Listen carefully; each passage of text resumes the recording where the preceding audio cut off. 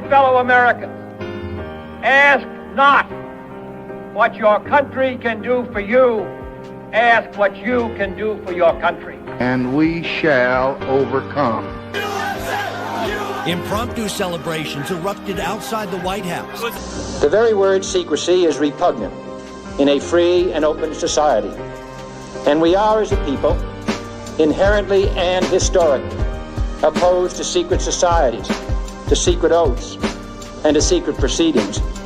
For we are opposed around the world by a monolithic and ruthless conspiracy that relies primarily on covert means for expanding its sphere of influence.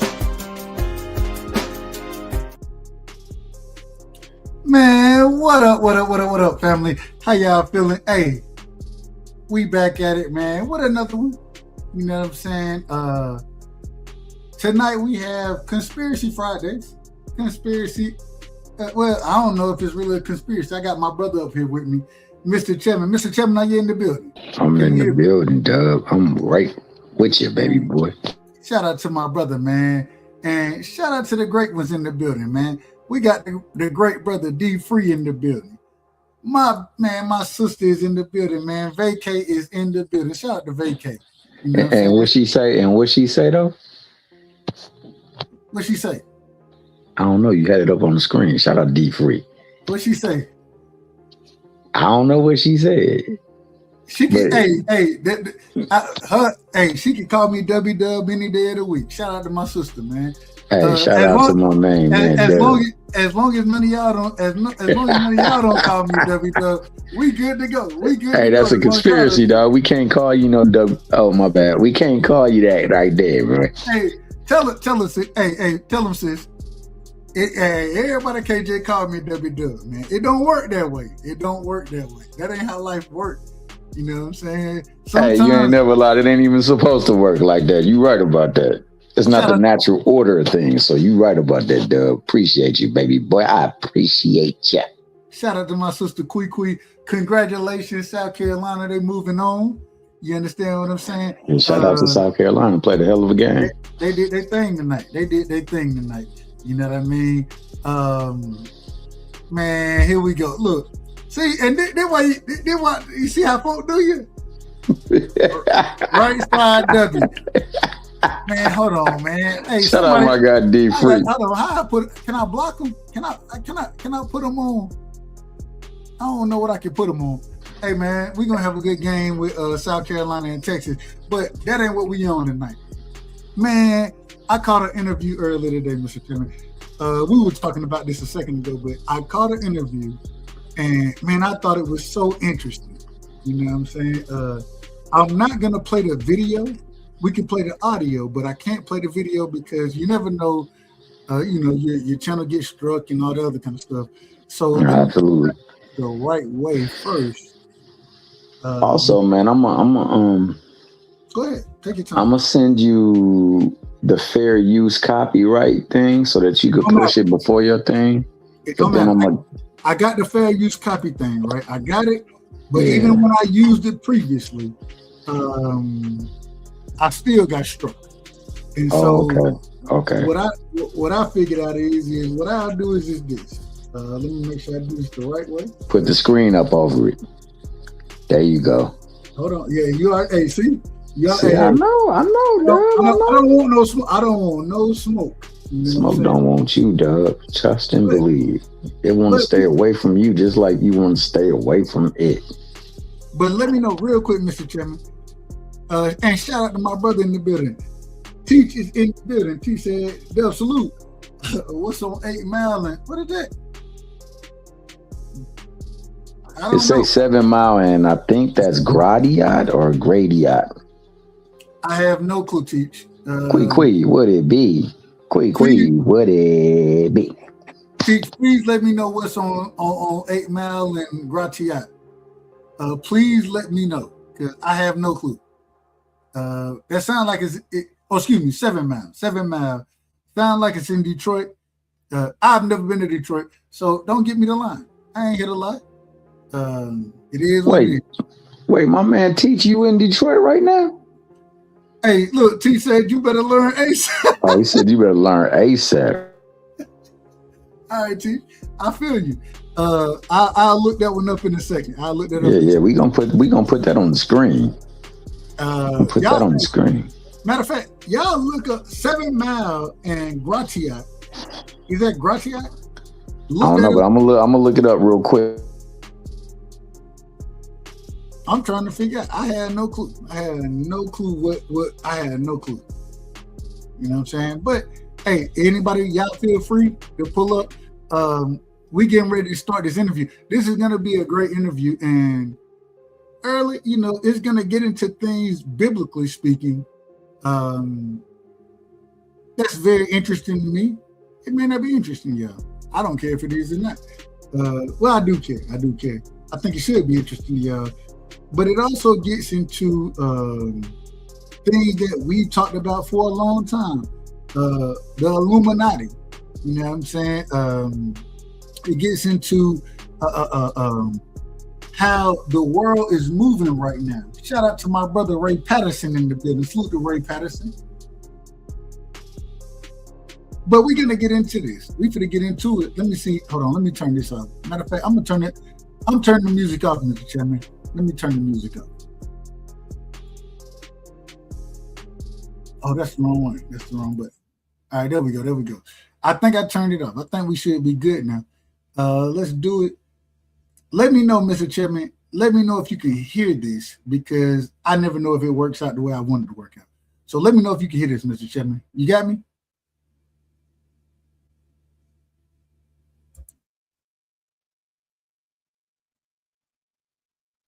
Can you hear that? I don't hear anything right now. Do you hear?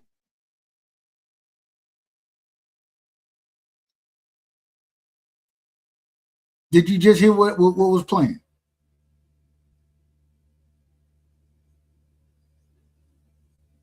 Mr. Chairman, are you there? No, I don't hear anything right now. I'm sorry, my bad. I thought I had it off mute. I don't hear anything. No, I can't add the screen, because if I add the screen, then let me do it this way. I understand how to do it. Let's do that, and then let's do this. There we go. Mr. Chairman, I apologize to you. You ain't on the screen, but I don't need to be on the screen. I don't need to be on the screen, Dub. This is the right side. I think everybody should be able to hear it from here. By 6 through their Strap 2 and Strap 3 program. Can we hear that? We hear it. All right, I want y'all to listen to this, and because we don't want strikes on the channel, you can play audio, but you can't always play video. You know what I'm saying? It don't always work that way. So we'll do it this way. Let me fix this. Let's do this. Bam. All right, here we go. We're gonna listen to this, and we're gonna stop it periodically, and we'll speak on it accordingly. Program. Now, for you intelligence students to understand what these black operations means, details concerning Strap 1, Strap 2, Strap 3, these are high-level assassination programs through MI5, MI6 in the Mossad.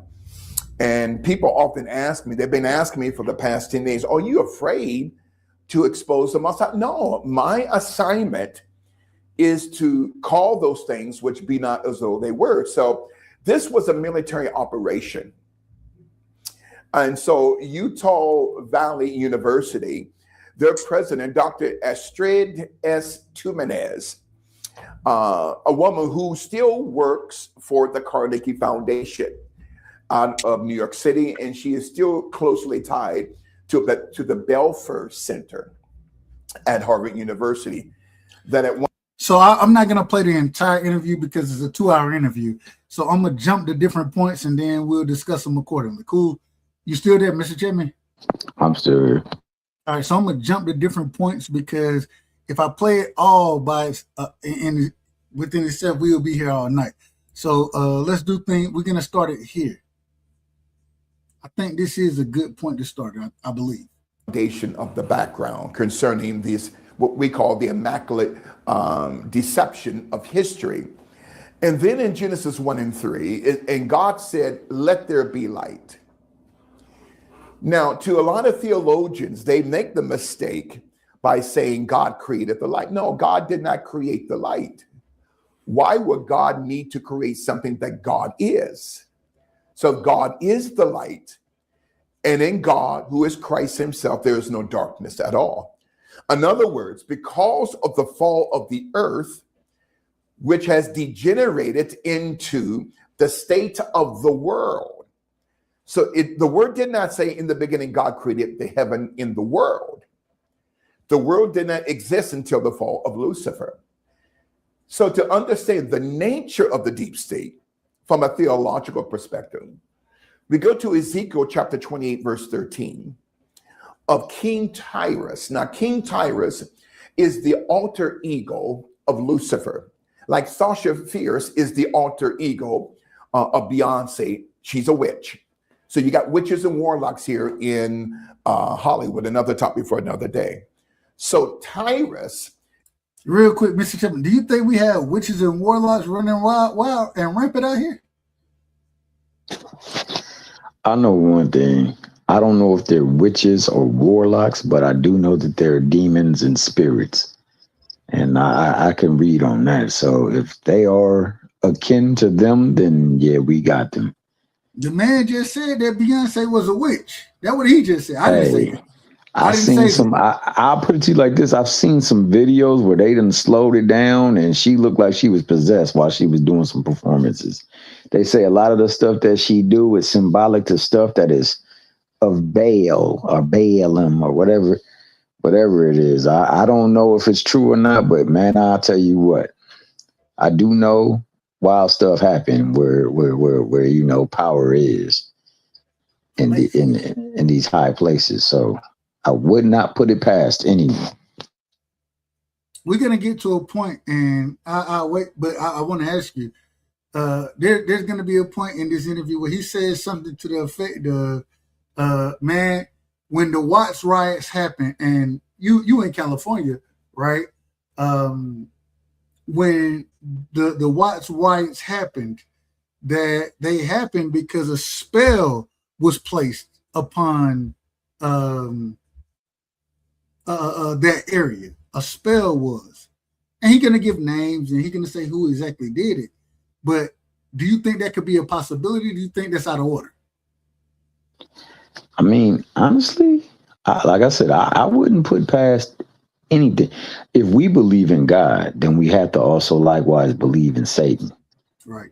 And if we believe Satan challenged the authority and the ultimate sovereignty of God, well, what do you do when he's down here? And how will he try to get as many of his creation to fall by the wayside like he will at the end of days? And what power would he have? You know what I'm saying? There's always many times in scripture where it speaks of the good messengers having powers bestowed to them and showing, you know, the express sovereignty and the express authority and the express power of God through them. So, you know, I'm not saying I can neither confirm nor deny, but I know that if I believe in God, I definitely believe in it as well too. And I know that that power is real because it writes of it, even in times where, you know, Christ came and he was put on the cross. So I would have to say so. Amazing. All right, here we go. In Ezekiel 28:13, comes from two Persian lexicon meanings. Tie means attach, to be attached. And Rus means Lenal, one of the many thousands of gods in Persian demonology, one of them being the name Lenal. So this is where you get the pharmakia term tied or attached to Lenal. And so in Matthew 15:22, the Syrophoenician woman, now notice the term Syro, which means state, which is a Cyprian word. Now, Cyprian is a dialect of Greek. Syro means the state of. Phoenician, like Phoenix, Arizona. Phoenix means fire, okay? So the Syrophoenician woman came to Christ and said, my daughter is grievously vexed with a devil.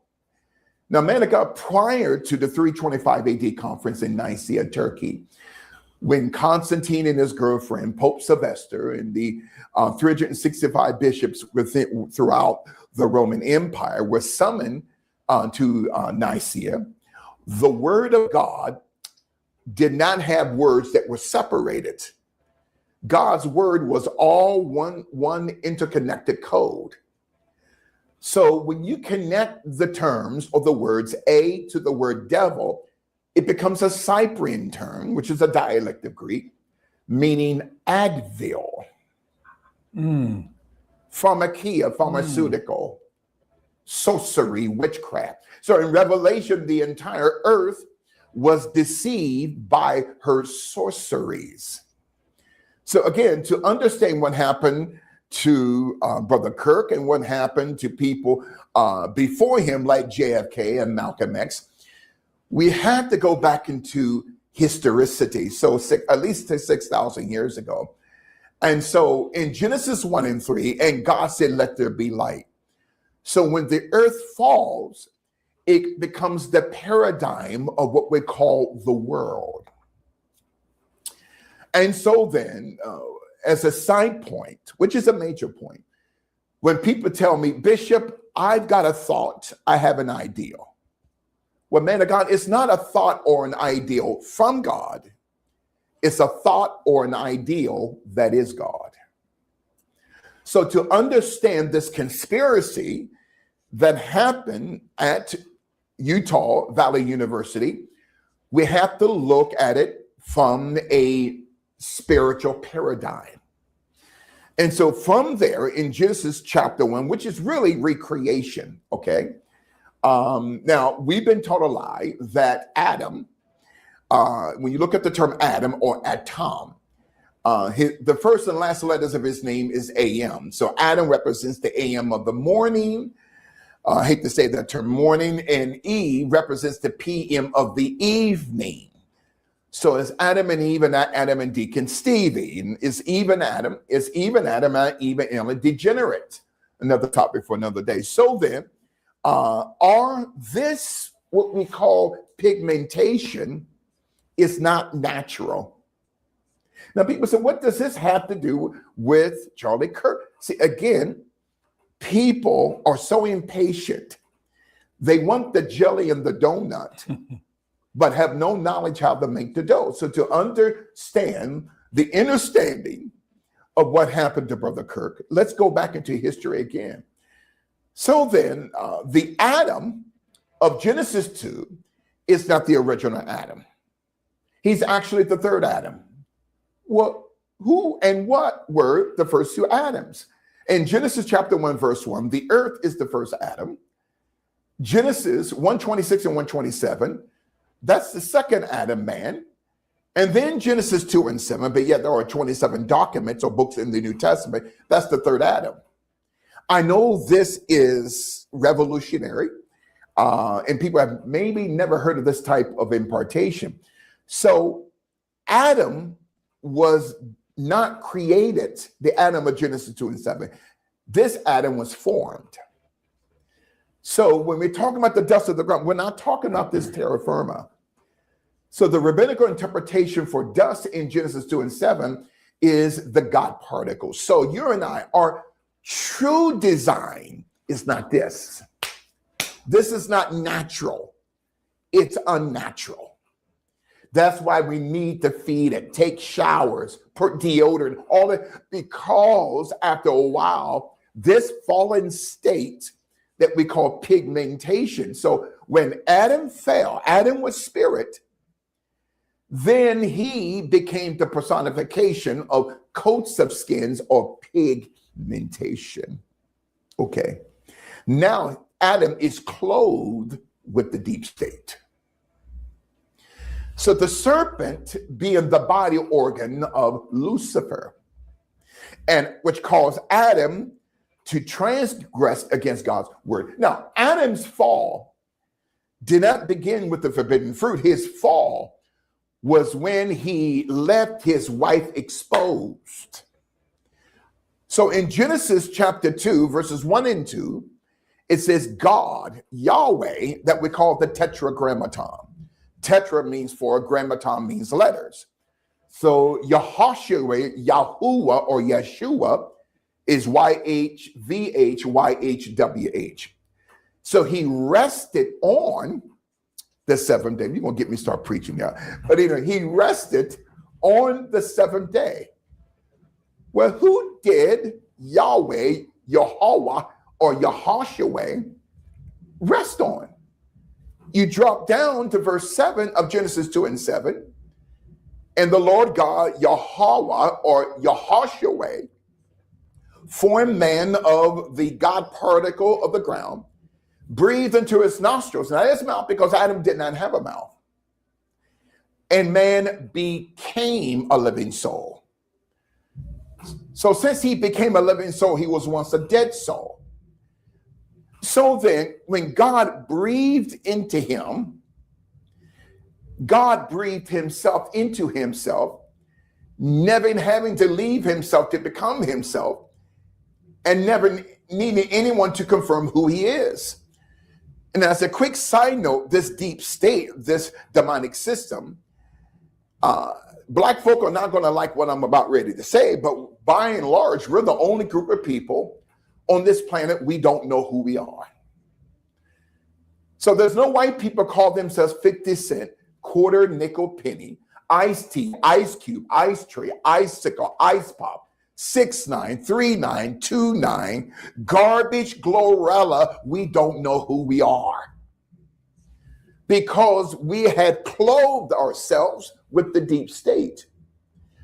So, Mr. Chipman, what's your thoughts on that as far as black people not knowing who we are? Well, I think it could be superficial as the saying, look at the identification that we choose to wrap ourselves with or clothe ourselves with to try to fit into like microcosms of other folks or our kind of class. But it could be also as deep as the fact that, you know, we fully don't know the origin of us as a people and our culture and things like that, only things that have been applied to us. So it can be a gambit of things. I mean, I'm not absolutely sure. I'm just listening to him because, you know, I don't let people usually tend to lure me with big words. He's using a lot of big words. I do know these words that he's using, but I'm trying to get to the meat and potatoes of it. So, you know, I'm interested. I've been listening. But it's interesting. Go ahead. I'm gonna have to, and I ain't gonna lie, I'm gonna fast forward through certain parts. It was all I ended up I watched this for the first time earlier today, and when I watched it, I was glued to it. I was like, okay, I don't agree with everything. Can you put his name in back chat so I could look him up though, so that I could check him out as well too, because I don't know him, but I do. He does sound like he a brother. So no, he definitely a brother. Hold on, let me see what happened. Nope, that's the wrong one. Hold on, give me 1 second, Mr. Chapman. I got you. I'm gonna put that in the back chat for you. Here we go, right here. And he claims to be a bishop. Bishop. Shout out to Magic Don Juan. You out of order. All right, there we go. So his name in the back chat. His name is in the back chat. Listen to this. This thing called pigmentation is not our natural state. Now, you go in the New Testament. I'm kind of laying foundation before we get to Charlie Kirk in the Boule Secret Society, including this whore, Margaret Sanger, okay, of Planned Parenthood. So when Christ cast out the legion, which means 6,000, which is a Roman I'm probably getting struck for this video. I'm probably going to get struck for this numerological term, legion, or what we call religion for real many. So the legion or the religion wanted to go into the herd of swine. So the swine is a characteristic of a pigmentation. So demons feed off of flesh. So God tells us through the Torah, the Pentateuch, that the life of the flesh is in the blood. But to the Illuminati deep state, the life of the flesh is not in the blood, but the life of the blood is in the flesh, or is in the diet of the deep state. So then Adam failed God. Now I'm going to say something else that is radical.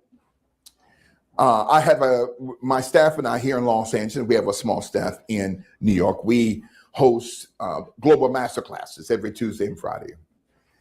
You can go on youtube.com/@global spiritual revolution media, at global spiritual revolution media.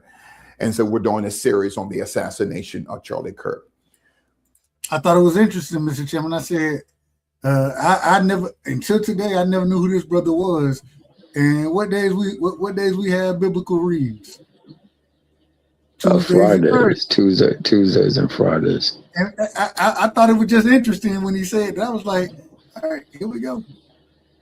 But this pigmentation is not natural. So I tell Black America in the Black diaspora, yes, we are the original people. We are the original Hebrews. We are the original Jews. But this is not your deity. Black is not king. White is not king. So to understand what the deep state is, you have to look at it from a spiritual paradigm. So in Genesis chapter 2, verses 1 and 2, God rests on the seventh day. Who's the seventh day? You and I, Adam. Because you drop down to verse 7, in Genesis 2 and 7, which is day 7, God rests on us as he breathed into us.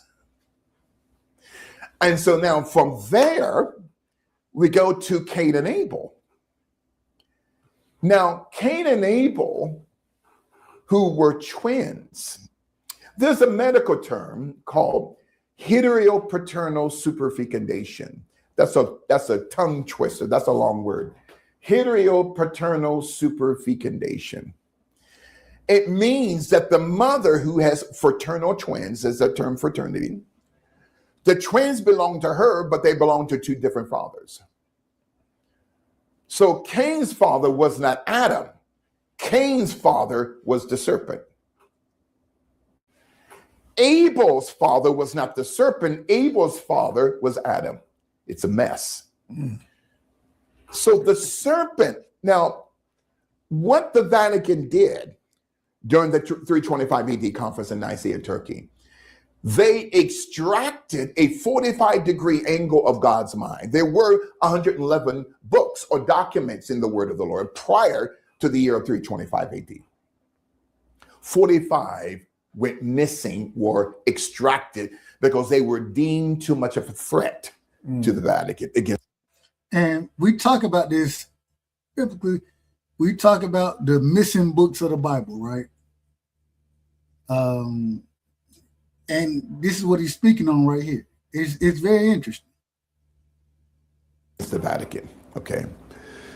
But the books of Adam and Eve, there are at least 3 volumes, not 2, where the serpent violates the woman. Now, for your listeners, when they go to the Urban Dictionary and type in the term Mendenhall, Mendenhall, like Masonic Hall, Mendenhall, it means to mount someone from behind while he or she is in a fetal position on the ground. After the deed is complete, you roll them over and see the humiliation in their eyes. So that's, you see, so then the woman was raped from behind. Now, to the average person, they cannot comprehend this. So in order to understand the understanding of the deep state, you have to look at it from a spiritual paradigm. I tell people in the church, listen, in the body of Christ, really, we don't call the body of Christ the church. I'll get to that. You can tell people, they can say Shikam in a car, riding in 10 Hondas, 5 Suzukis in a broken down. See, speaking in tongues is not going to get the job done. This thing, we're in a spiritual warfare. And so Cain and Hey, VK, we can't be triggered, man. We can't be triggered with what he talking about. Hey, you got to be able to hear everything. Hey, if y'all triggered, then leave. Respectfully. If you're triggered, then leave. But hey, we're gonna listen. Listen and learn. Abel are birthed. In Genesis chapters 4 and 5, it says the woman Eve bared Cain. Well, the interpretation from a Persian interpretation of the word bear means to mendenhall.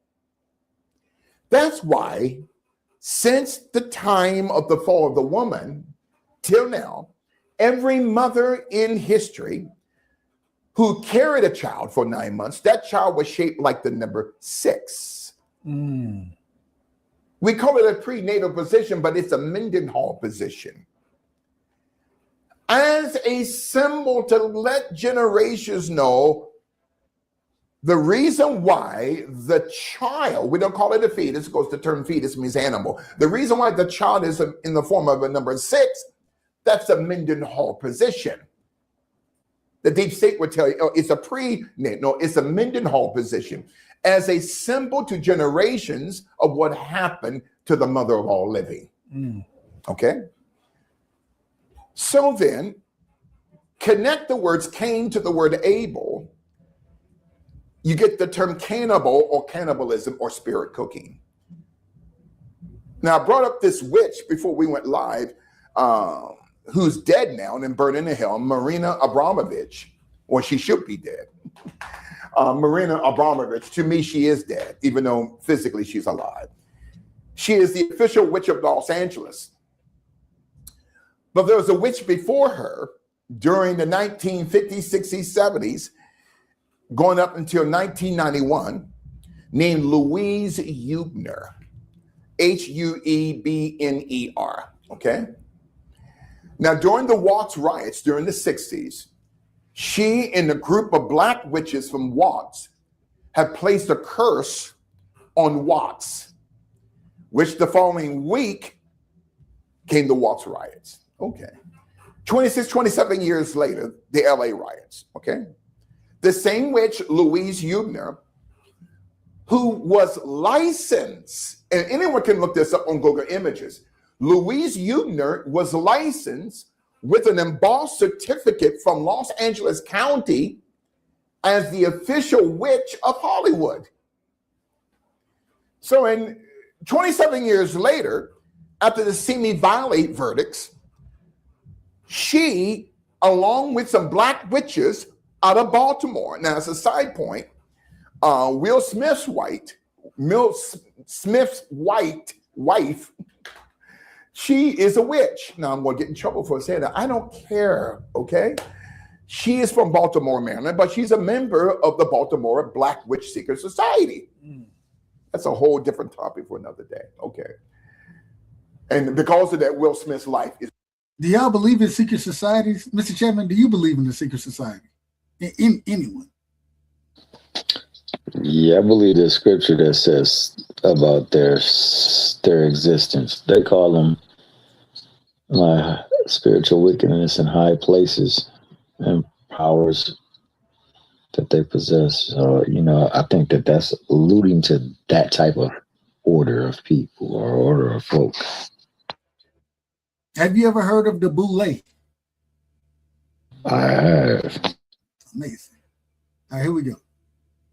And Free, I know maybe he sounds like Dr. Umar. I understand a whole bunch of words, a lot of nothing. I'm gaining a lot of information. I gained a lot of information from this. These the type of words that Free used to have to use in his report when he had to break down is he already understand this stuff.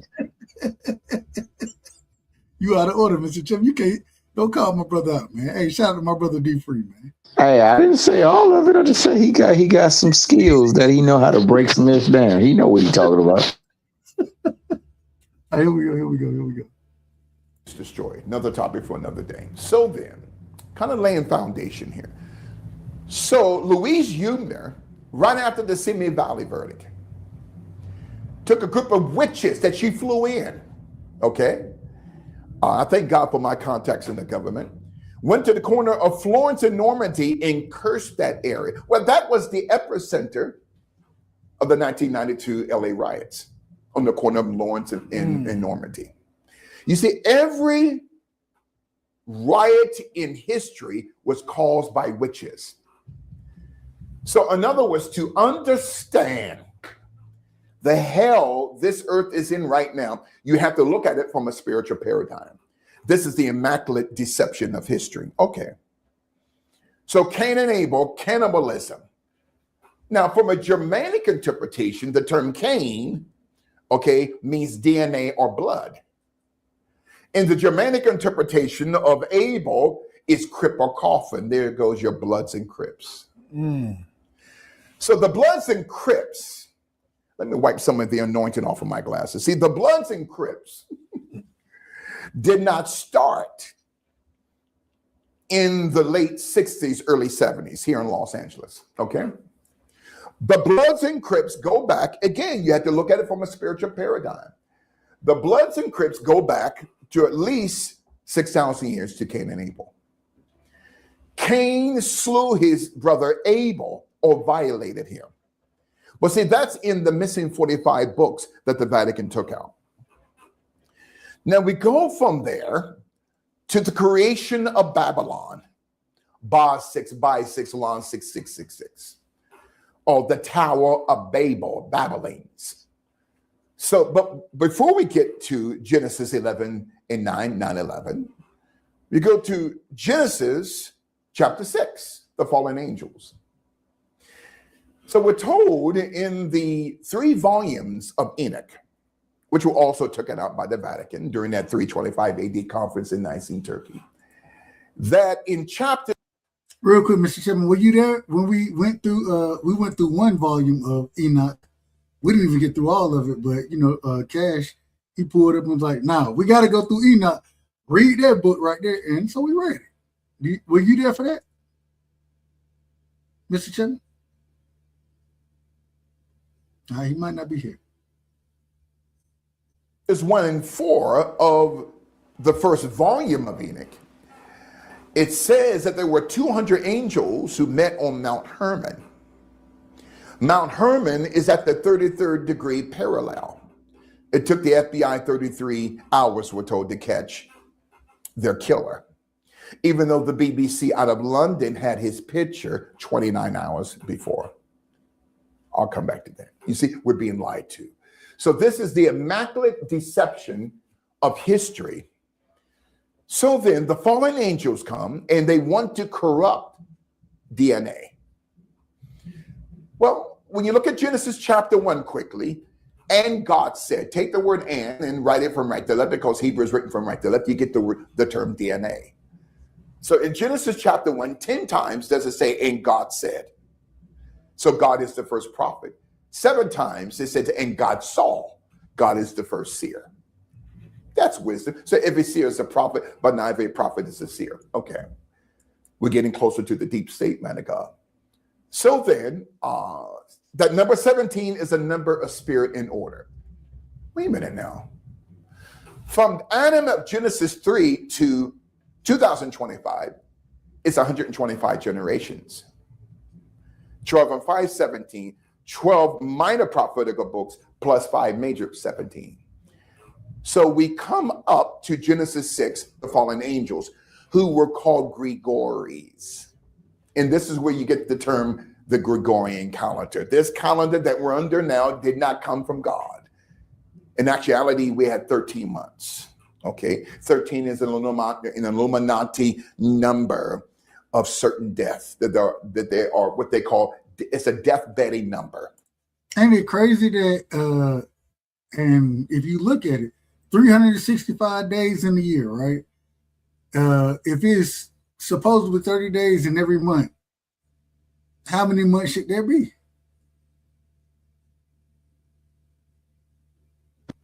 Yeah, I think there's it was 13 to 13 months in the original calendar for real. It should be some type of way we end up with 12 months and days left over all over the place.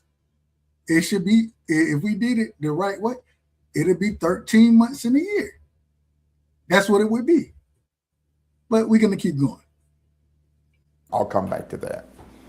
So Cain and Abel. So we got now in Genesis 6, the fallen angels called Grigores. They were looking for a particular DNA of the daughters of men. They were looking for women of color. Okay. So these fallen angels. Women, black women. Let's just be very frank about this. Black women. Carried a certain technology. Okay. They carried AI. They taught women how to wear mascara. Well, one of the fallen angels was called mascara. Another fallen angel was called cosmetic. Now, to the average person, they won't believe this because they're stuck in this matrix as a blue pill person. Okay. So you got demons like cosmetic, mascara.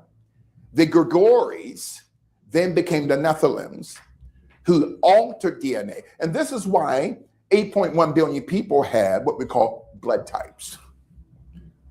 Type A, ABO, A positive, B positive, minus, all the way up to RH negative, RH positive, and RH null, NULL. Well, God did not breathe blood types into Adam.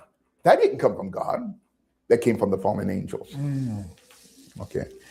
And so now we juxtapose, we amalgamate that day to now. Let's bring it up to the Boule Secret Society. Here we go. Your listeners, the Boule Secret Society, capital BOUL''E, it is a black skulls and bones. They are worse than any skinhead. They are worse than any Klansman. On the 15th of May of 1904, in the city of Brotherly Love, Philadelphia, Pennsylvania, the hometown of the Prince Masonic Order, the Boule Secret Society was formed by 9 Negroes. Okay.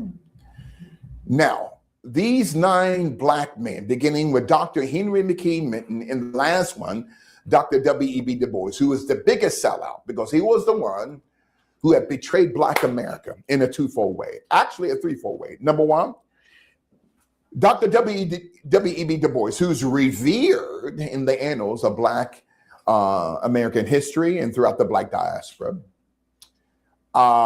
worked with Margaret Sanger of Planned Parenthood. And he told Margaret Sanger in 1928, a year before she set up shop on the corner of Malcolm X, which is now Malcolm X Boulevard and 125th Street, which is 125th and Lenox Avenue in Harlem.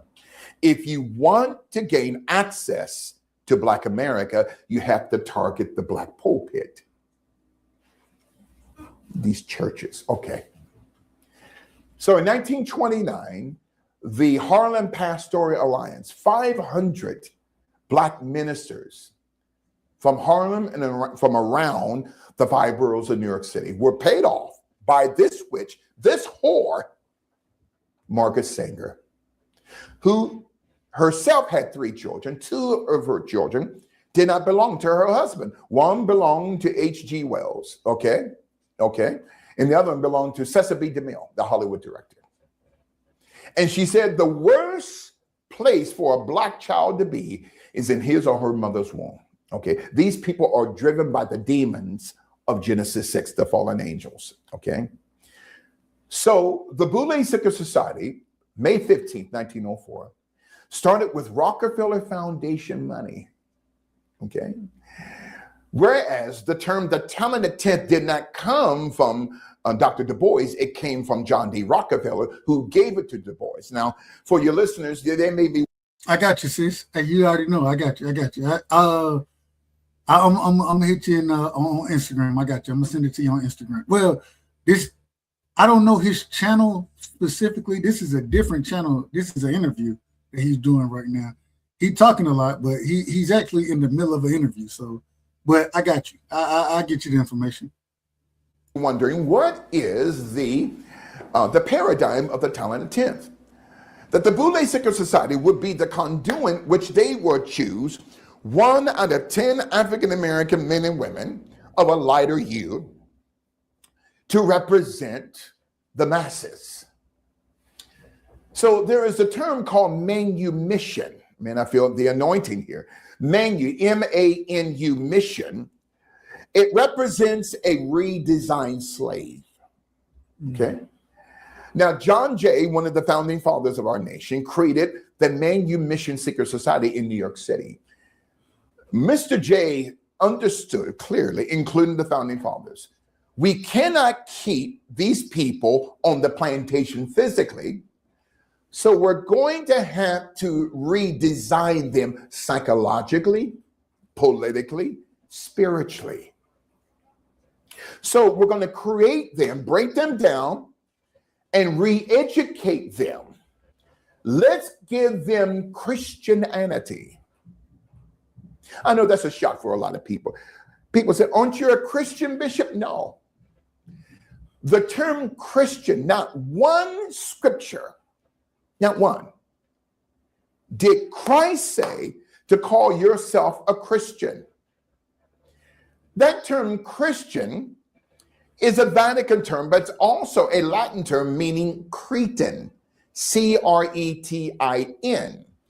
And for your powerful students and listeners, just look up Cretan or Cretanism, not just on Wikipedia, but throughout any lexicon. The term Cretan or Cretanism means a midget, an imbecile, someone that is stupid, someone that lacks iodine. That's what the word Christian means. It doesn't mean Christ-like. Christ never told you. My aunt trying to get in. Christian. No, hey, can you send her the link, or you need me? Oh, I can. I guess. Let me see. Hold on. No, I sent her a link. I'll try to send her it again. No, I'll send it. You talking about Auntie Rose? Yeah. Give me 1 second. And I got my brother Free in here. Free, what up, man? Free, can you hear me? Yeah, I can hear you. What you got for me? Well, She said she's out there. Let me see. She says she's out there. D Free here. Hold on. Let me see, because I'm sending it to her computer. No, I'm gonna switch it. Hold on. You got it, Mr. Chapman. You want me to send it? Nah, I'm gonna go see. Oh, they're in the other one. Let me send her this. Let me send them this one.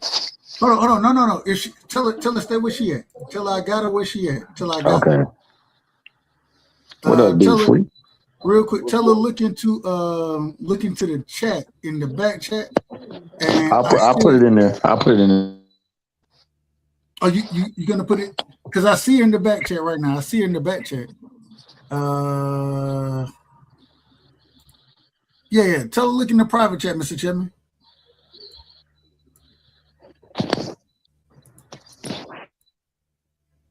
Oh, well, you sent the same thing up. I said it in the private chat.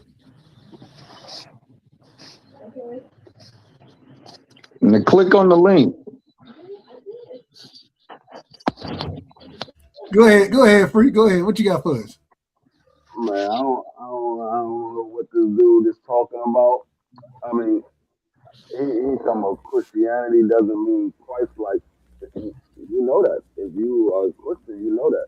Christianity doesn't mean Christ-like. Christianity means the followers of Christ, not Christ-like. That's what it means, the followers of Christ. Well, that's what you've been taught. He's speaking on, even though that's what people think it means, he's speaking on something different. No, like I said, he's saying a bunch of big words to distract you. You're trying to figure out what the words is meaning that he is saying. Together, and he's piecing a story together, but he's taking bits and pieces, making his own story. Amazing. That's why he's jumping all over the place. He said, I'm going to come back to that. He's jumping all over the place because he's putting bits and pieces together to make his own story. Hold on. Somebody, I don't know. Free. You got a little feedback. Say that again. No, I was saying he's putting bits and pieces together to make his own story. That's why he said, "I'm gonna come back to that." He's not giving you the full story. He's just putting bits and pieces together to make his own story. And I was going back to what you said about the month. It equals up to 365. If you look at it, there's 11 months with 30 days. Then there's 28 days for February, and then you got 7 of those 11 months that has 31 days, which equals up to 365. D Free, I'm gonna ask you how many. Just ask you directly. How many weeks are in a year? 52. 52. If you divide, if we take it as you said, 52, right? Mm-hmm. Make sure I do this the right way. I want to make sure I do it the right way. You said it's 52 months in a year, correct? Mm-hmm. All right, hold on. Give me 1 second. On my calendar, my calculator. Like I always got to do it by the calculator. I don't want to be out of order. All right, there we go. So let's see.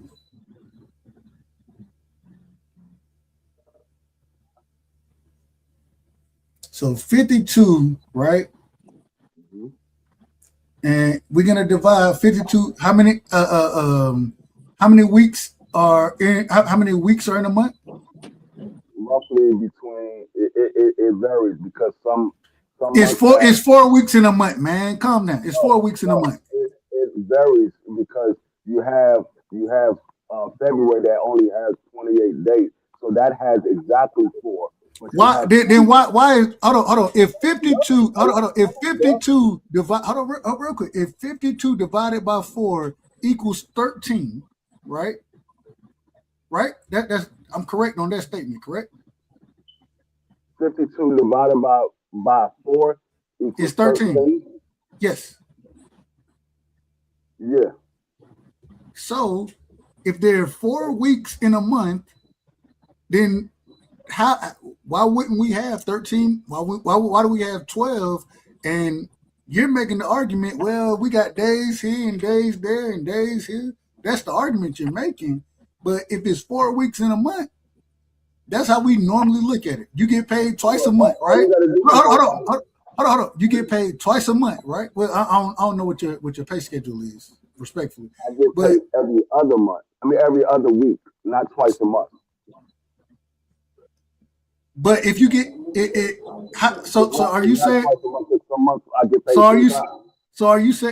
So you're saying that it shouldn't be 4 weeks in a month? I said it's not 4 weeks exactly in each month. No, I'm asking you. Should it be 4 weeks in a month? If it was 4 weeks in a month, we would have 13 months. We would have 13 months.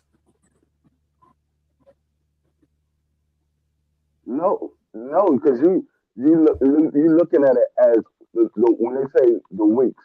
Well, like I said, when you say how many months is there, they say 365 days in a year because you go from the beginning of January to the 31st of December. There's 365 days. Like I said, all you got to do is go by the days. You have 7 of the 11 months that have 31 days. You have the other 4 months that only has 30 days. And then you add 28 days to February. That gives you 365. Do you see the math that you just did? So we agree that it's 52 weeks in a month. We agree on that, right? We agree on that piece. Yeah. Okay. And we also agree that it's 7 days in a week. We agree on that piece as well, correct? Yeah. And so if we agree on those things, then that means that there should be 13 months. It's 4.3 weeks. 4.3 weeks in a month. How is it?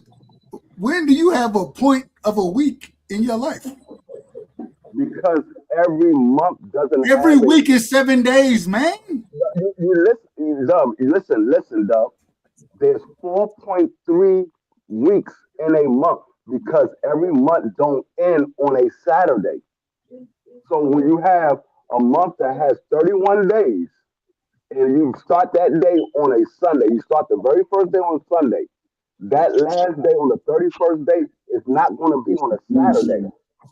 It's not going to be on a Saturday. So that means your new month starts in the middle of the week or starts somewhere inside that other week. So it So doesn't one different. You know, I love you, my brother. One or two things don't make sense, right?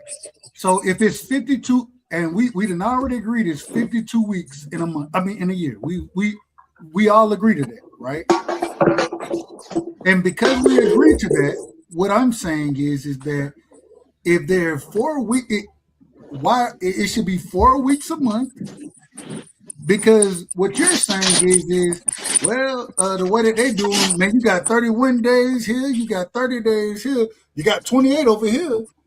All I'm saying is mathematically speaking, if I got 52 weeks in a year and I divide that accordingly by 4 weeks, somebody, I don't know who it is. Who's moving around? Somebody. Yeah, somebody moving around. Hold on. It might be you, Free. Hold on. Let me see something. I'm not moving. I'm laying on my desk. I'm sitting in my chair. I ain't moving. Well, everybody else was on mute, and you was the only one off of mute, and we still go on mute real quick. Let me see what happens. Hold on.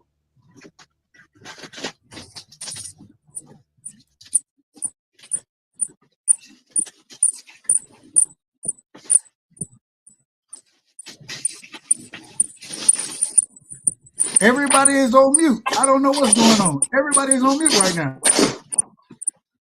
Ooh, that's you, Doug.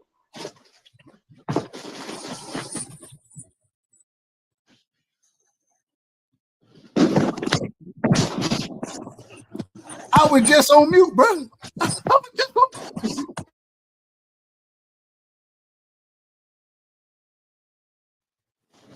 My bad. That was me on the other one. I'm sorry. Oh, what you, I had both of them out. My bad. Hold on. Let me do this. It's a conspiracy. That's what it is.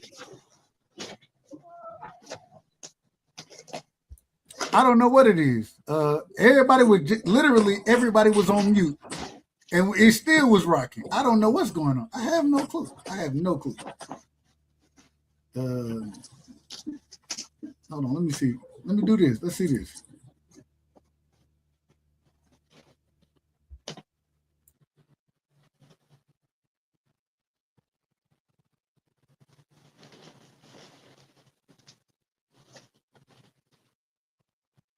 I don't know. I don't know, Mr. Chairman.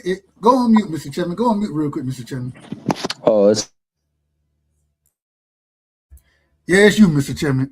Come on, man. You got to do better. It's you, Mr. Chairman. Because I done closed things out. Do y'all hear it now?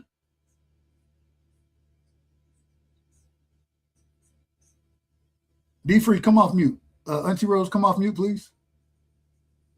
Yeah, I don't hear nothing. Yeah, Mr. Chairman, I think that's you. Mr. Chairman. No disrespect. All right, go ahead. All I'm saying, Frito, is if we agree that it's 52 months in a year, 52 weeks in a year, and we divide that by 4, that's 13. We can have 13 smooth months without having to say, man, February got 28, March got 31, what May got? I don't even know what the May probably got 31 too, don't it? And July got 31. I'm just saying. It's 7 months with 31 days. Say it again.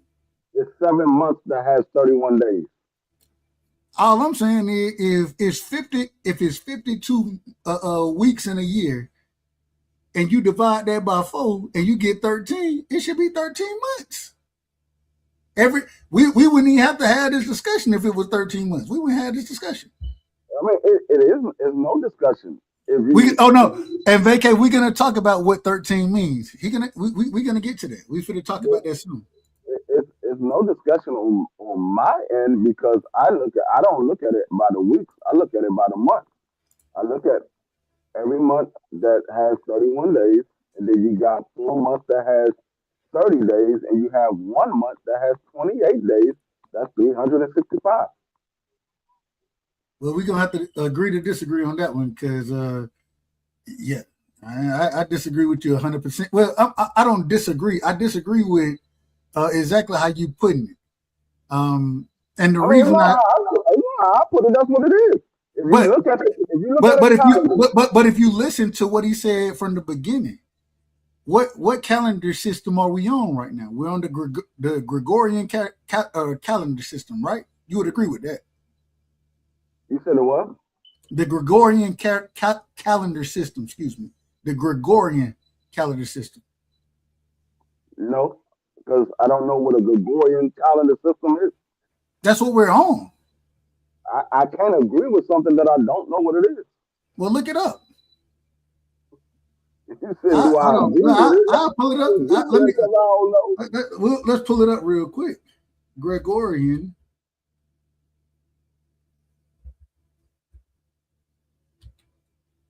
All right, here we go right here. Gregorian calendar. So I want to let make sure we pull this up according.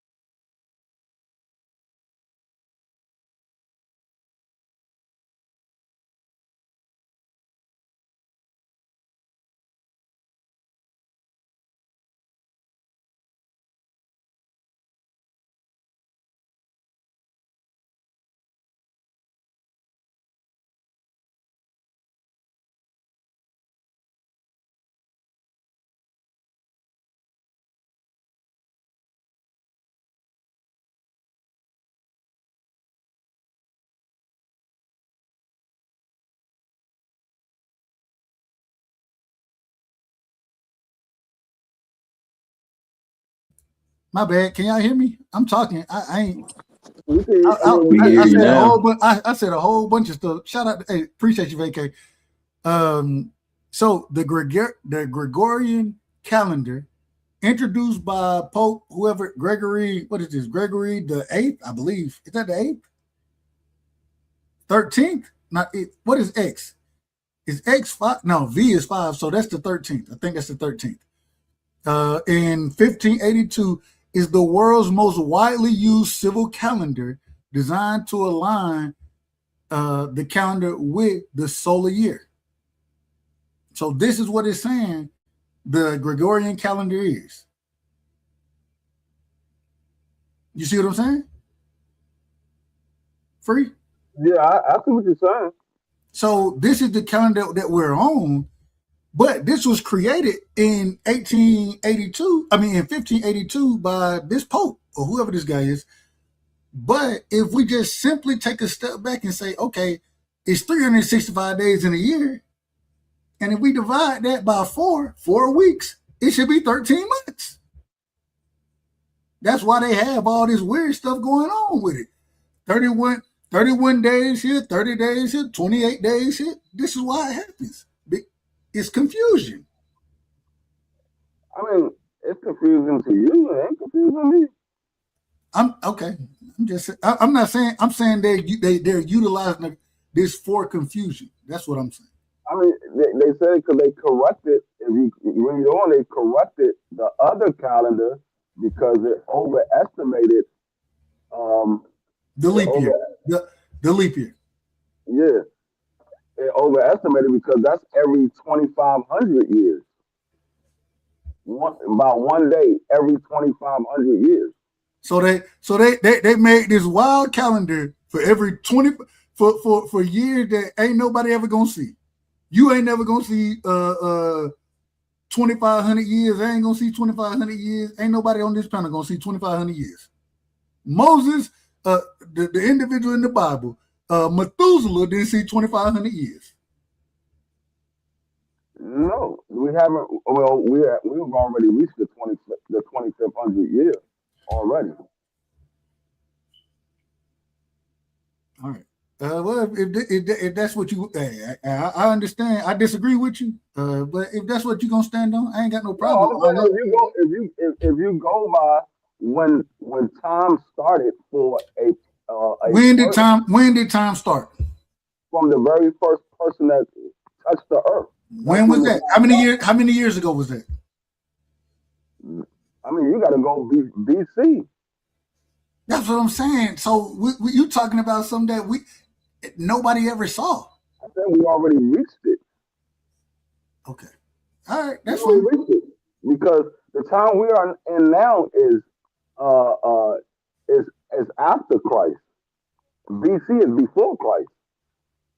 So you went all the way up to until Christ existed, and then we're in the time now after Christ. So we already reached the 2,500 year. So that means that we didn't overestimate it by one day. Okay, matter of fact, I'm gonna say 6,000 years. I'm gonna say 6,000. What is that? That means we done overestimated it by 2 days and a half right now. 2 days and a half. If we didn't do it by 365 and having the 13 months, if we didn't do it like that, and mind you, they were doing it like this before because this only came about in 1582, and even in 1582, we ain't made it 2,500 years from then. Yeah, because they didn't know what a solar eclipse was. They didn't know about the time. Got to do anything. They didn't know about the time changing because of the daylight saving time. Time don't change. Time doesn't change. The only reason time changes, matter of fact, I can prove it.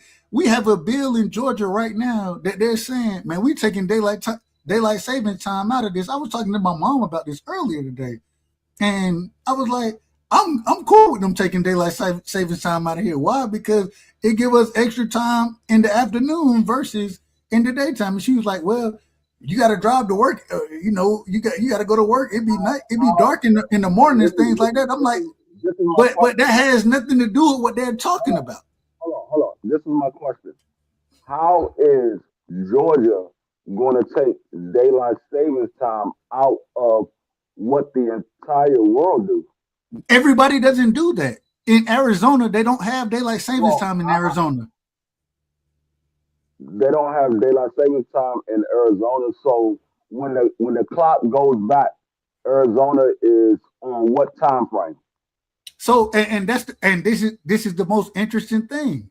The most interesting thing is that when Arizona goes back, that's why I always get confused when I start talking about when we're gonna meet and things like that, because I be thinking, I'm like, well, in Arizona, if they don't go back, then when there's a time that I'm 2 hours behind Arizona, there's a time I'm 3 hours behind Arizona because we have daylight savings time here. So it depends with Arizona. You know what I'm saying? Because we have it, but because they don't, it changes.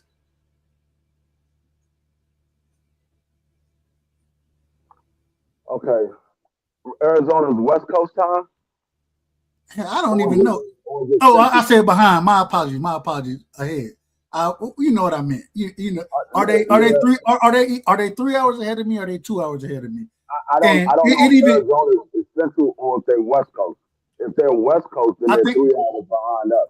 They're West Coast. I think. Hold on. We'll look it up right now. Man, I didn't even think we were gonna get into all this, but it shouldn't be this. It shouldn't be this crazy. I didn't think it was gonna get to this, but we're gonna do it. Arizona daylight savings. Arizona does not observe daylight savings time, right? So It's on what is DST? They're on Mountain Time. So they're on Mountain Time year round. But the problem is for me, because we observe it, right? Then that means at one point in time they're 2 hours ahead. At another point in time, I'm 2 hours ahead. At another time, I'm 3 hours ahead. I believe. Right. I don't even know. I don't even know how that works. That's why I'm saying it's no. Actually, you're 2 hours ahead, and then other times you are 1 hour ahead because you go no. So when I'm 1 hour ahead, I'm always 1 hour ahead of Central Time, right? Always. Yeah. So is Arizona on Central Time? No, they on Mountain Time. They 2 hours. So but they don't observe daylight savings time. So when I observe it, are they like that's what I'm saying. The way it goes, East Coast is our time. Then you go to Central, which is 1 hour behind us. Then you go to Mountain, it's 2 hours behind us, and then West Coast is 3 hours behind us. But if they don't observe it, when we go back, right? They will be on Central Time. So they're only an hour ahead of us. An hour behind us. I mean, I keep saying ahead. My apologies. So when daylight savings time goes into effect, right now, that's not the point. That's not the point. That's not the point. The point is everybody doesn't observe daylight savings time. Everybody doesn't do it, and it's a bill in Georgia right now saying that should we observe daylight savings time, and they're trying to say, man, we're gonna stick to one time. That's the bill that we have right now. It got to be voted on, but I'm just saying that it's not the same for everybody. No, I mean it's not, but I mean that's part of the reason why they did it the way they did it. They just said it. They said because of the solar, so that's part of the reason why they did it. Because like if you go to Alaska, you got certain parts of Alaska that got 12 hours of daylight and 12 hours of night. I don't know what this has to do with the conversation. We got to get back to the conversation that we were on. And real quick, I got to bring Auntie Rose in here. Auntie, welcome to the show. We on a little different show tonight. We not all the way biblical tonight. So we kind of all over the place with this one. But you more than welcome to chime in anytime because it's always a pleasure to have you on, Auntie. Thank you so much. We listening to this brother right here. Hold on, let me see what's the brother name? Dr. Umar, little brother. Now, he claimed to be a bishop, but he about to get into Christianity and why he's not a Christian. But Larry, what's his last name? Gaiters. Is it Gaiters? Gaiters. So we're gonna keep playing this, and we're gonna see how this play out. But shout out to my brother, man. For I love you. You just out of order right now. Respectfully, I say that respectfully.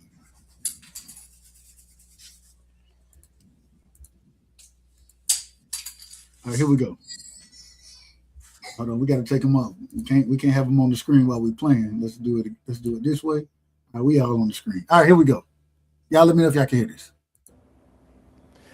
We are the body of Christ, members of the way, the apostolic way, and members in particular. But this is what Rome did. Now, somebody's going to say, well, Bishop, the term Christian is in Acts 11:26.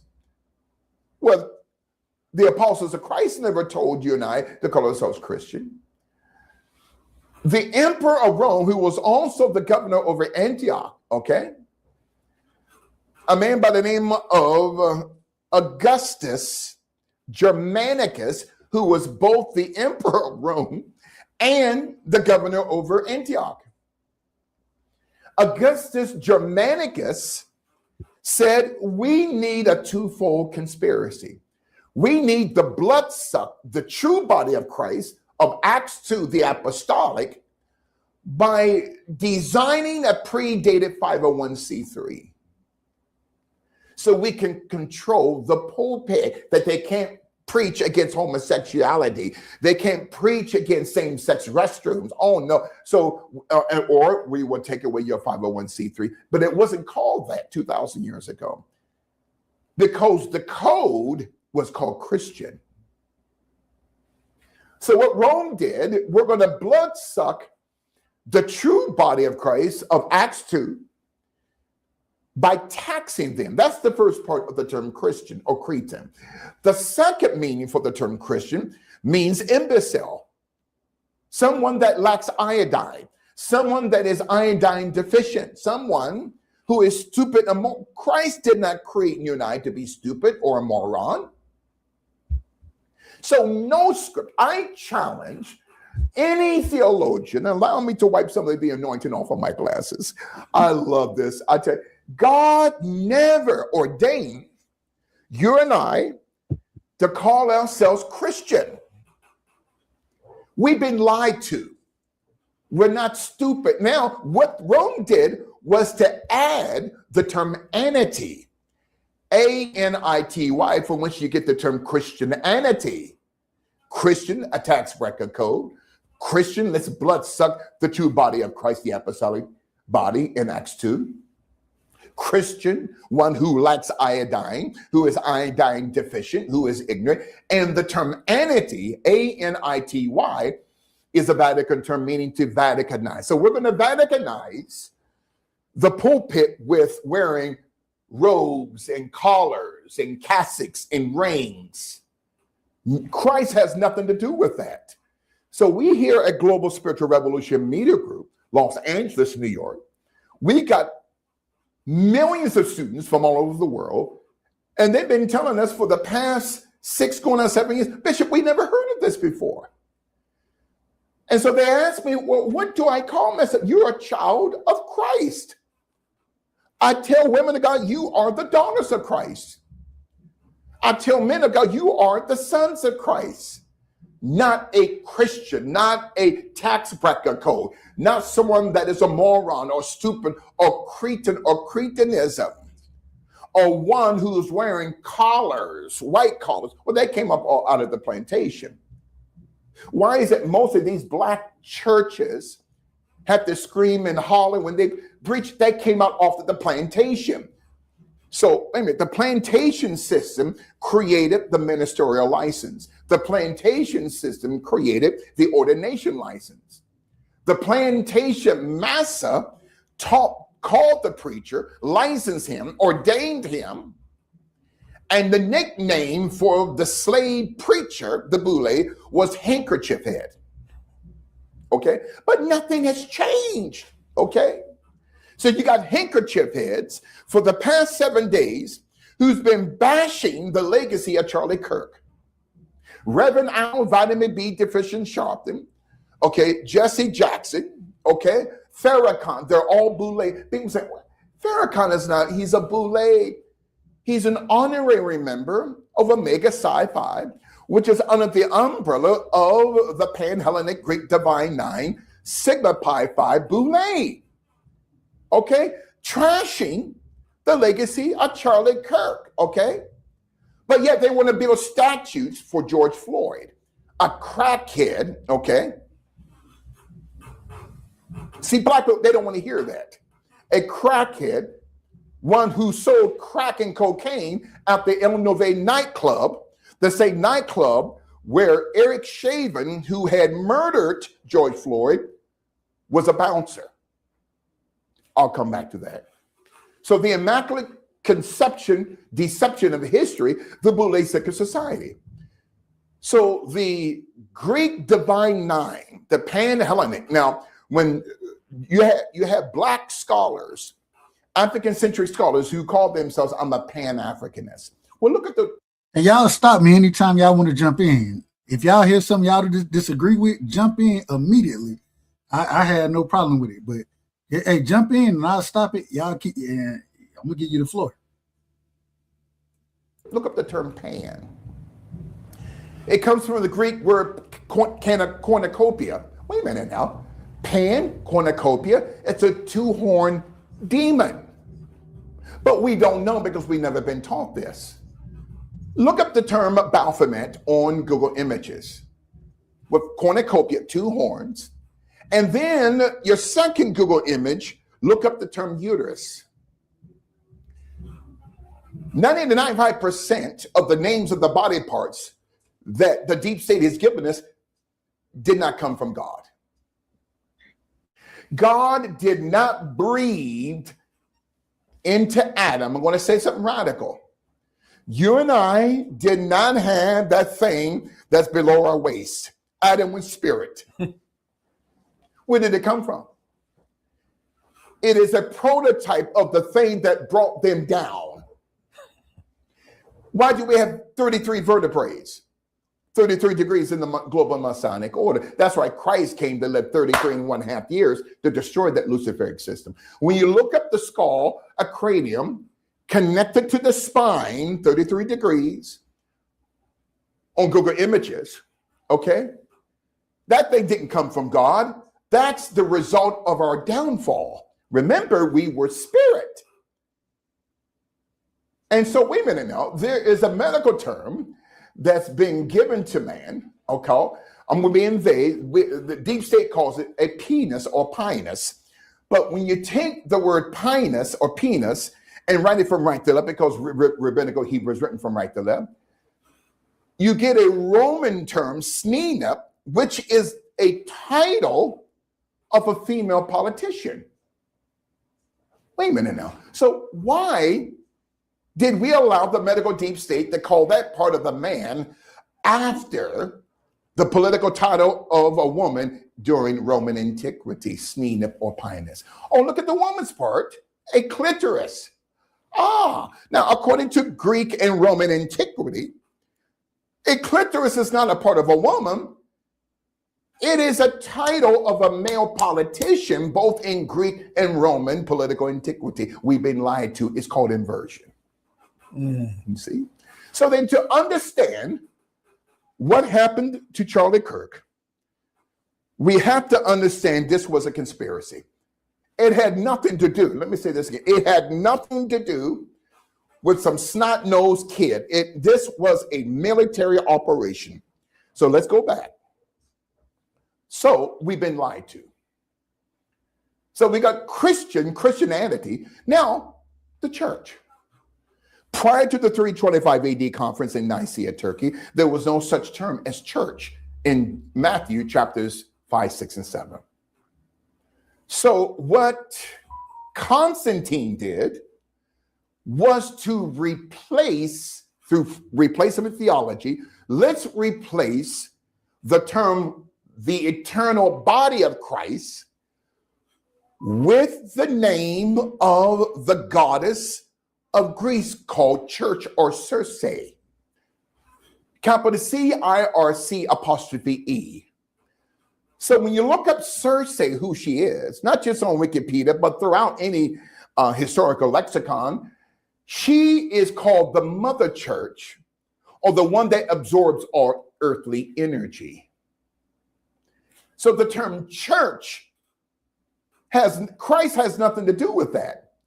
We're the body of Christ in members in particular, but this is how demons are slick. Let's take out the eternal body of Christ and let's put in the name of the first goddess in Greek history, Circe or church, which also means Kirk or Kirke, K-I-R-K apostrophe E, who was a sorceress, a witch.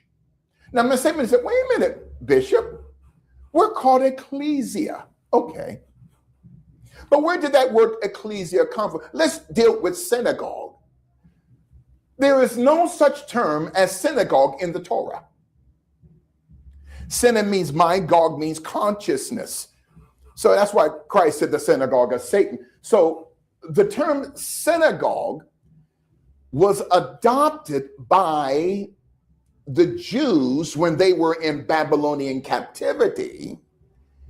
And one of the goddesses of Babylonian captivity was a woman by the name of Synagoga. So these Jews incorporated that as the term synagogue in the New Testament. Christ had has nothing to do with the synagogue system. So synagogue is actually the name of a Babylonian goddess, synagogue. Now, the term ecclesia. It was originally pronounced as capital E-double-C-L-E-S-I-A, who was a Greek goddess. Any one of your powerful listeners, they can just type in synagogue and ecclesia, not with two K's, two C's, E-double-C-L-E-S-I-A, on throughout any lexicon or Google image. It's the name of two goddesses. Wait a minute now. This is how demons do.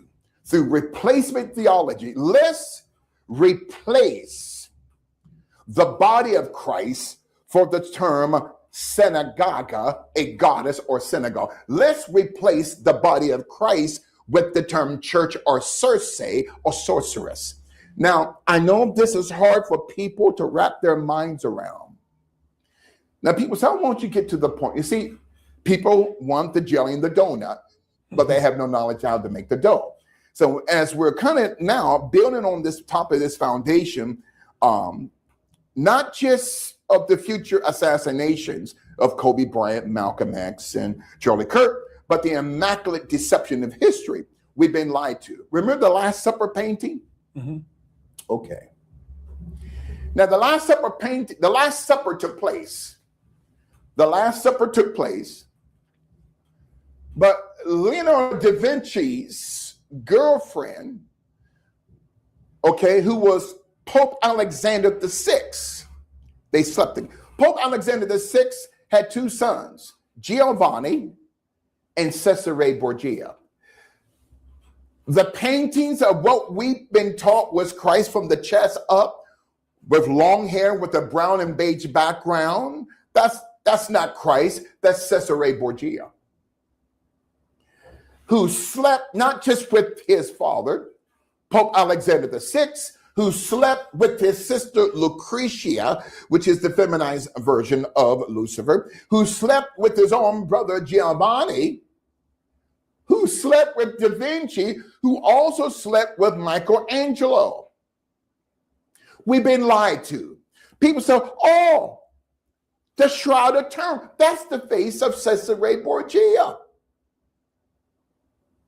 We've been lied to, okay? My assignment here today, as we're dissecting the conception, the birth, and the revelation of now, of this global septagon, heptagon, octagon, Luciferic system, which by the help of God, I'm going to decapitate the immaculate deception of history. So the face of the Shroud of Turin, that's the face of Cesare Borgia, whom the Vatican dug up and placed cloths on. We've been lied to, okay? The real Christ of the Gospels was a man of color, was black. Now people say, what makes the difference? Well, if that was the case, why did the Vatican and the Roman Catholic system felt the need to change the color, okay, of Christ? So the Last Supper painting. The building was not in Jerusalem or anywhere throughout the Holy Land or Palestine. The painting of the 14th century, Da Vinci painted the Last Supper, was done in a homosexual and lesbian brothel. The Santa Maria was a homosexual lesbian brothel that was also the hotbed for child trafficking during the time of Pope Alexander VI. We've been lied to. The Santa Maria del Grazie. So the Santa Maria del Grazie is the building of the Last Supper. Christ has nothing to do with that. The individual in the middle that we thought was Christ, the Last Supper painting, was a woman by the name of Julia Farnese with a G. On her right-hand side, which would be to your left, looking at the painting, is not the Apostle St. John. It's her daughter, Laura Farnese, who was the daughter of Pope Alexander VI and her mother, who was the side piece of Pope Alexander VI, Julia Farnese with a G. Well, who are all these so-called apostles? They were not the true apostles of the gospel. They were men let out of the Roman and prison industrial complex who were rapers and killers and robbers. Medicis, Orsini's, Colonnas, and the Farneses. We have been lied to. Christ existed, yes, he's God on the throne, the Almighty God. The Last Supper took place, yes, but not the way that Da Vinci portrayed it. So we go from there and we go throughout history. Coming back to the Boule. Does anybody disagree that with what he's saying as far as the portraying of Jesus? Does anybody disagree with how he's describing it in this situation? I don't disagree. I've always knew that Jesus wasn't white. It says it in the Bible. It's what the people painted it the way they wanted to imagine it. But say that again. Say that one more time. I said people painted it the way they wanted to imagine it. Right. Because they wasn't there, so they couldn't see how the Last Supper actually was. So they painted it the way they wanted to imagine it. So it's just a symbol. It's not actually what it was. I mean, if you follow your religion, if you're a Christian, you follow your religion, you already know the image that they show is not the actual image of Jesus Christ. Because, like I said, it says it in the Bible. He has this color, his skin color was of bronze, hair like wool, eyes of fiery. So you already know that it's not a white person. Amazing. Go ahead, Auntie. I was just going to say, when he was talking about synagogue, of course, she's a Babylonian goddess. And of course, when the Hebrews were captive in Babylon, they did take up their ways, their customs, and all that madness, their religions and worship and all. That's one of the reasons why they were sent into captivity. But it doesn't, I don't see the correlation between synagogue and ecclesia. Ecclesia just means like and it could be, it's just a called out assembly. The word church is church. It doesn't have that meaning except that it's a called out assembly of people who believe a certain way. Church is not a church word. None of these words are church words. And when you say church words, what do you mean by that? Respect. You know how when you use certain words in a church type context, like the word church, we say we're going to church. Well, and when we say we're going to church, we just walk into some building, right? So is that building an actual church, or does the word church refer to people? Amazing. Like we say the word, we don't never say the word pew unless we're in a church building, but it's just a bench. It's a bench. So that's why churchy words, how we, apply them to the church religion context. And that's how we lose, That's why I say he's saying a lot of stuff to create his picture, but a lot of the stuff that he's saying, it don't really go together. Right. He's taking bits and pieces from different things and making his own story, but they don't really go together. Right. That's exactly what I was saying with synagogue, the goddess, and the word ecclesia. They have no correlation at all. No direct relationship at all. Well, I think what he was saying in that situation, and I would disagree. And the reason is because the same way when when we talk about Ecclesiastes and these type of things, when we talk about the synagogue of Satan, right, as referred to in Revelations, it's not speaking on an actual building or anything like that. Which I'm gonna be honest. I for a minute I always thought, I was like, Man, I see those and I'm not gonna say this perfectly, so don't quote me on it, but those who lie and say they're of the synagogue, or those who say they are of my father, but are really of the synagogue of Satan, right? He's saying it's not speaking on the actual building. It's speaking from the perspective of this came from something that the Romans and the Babylonians kind of created and made to, and even he'll speak on it shortly. But when it came to the Council of Nicaea and all that, shout out to my sister Shawa. She'll bring up different books, and until we went through somewhat of the Book of Enoch and how there was so much left out. I think he's speaking more on how he's speaking more on the deception of Rome and the Catholic Church, and those individuals who had the power to deceive at that current moment in time, the Council of Nicaea, all of those things. I think he's speaking more on that than he is speaking on the verbiage of it and what it meant and why they use that verbiage. We may not look at it that way today, you know what I'm saying? And I do agree. Man, I ain't never seen a pew nowhere but in church. Never heard of a pew anywhere but in church. Never. It's a bench.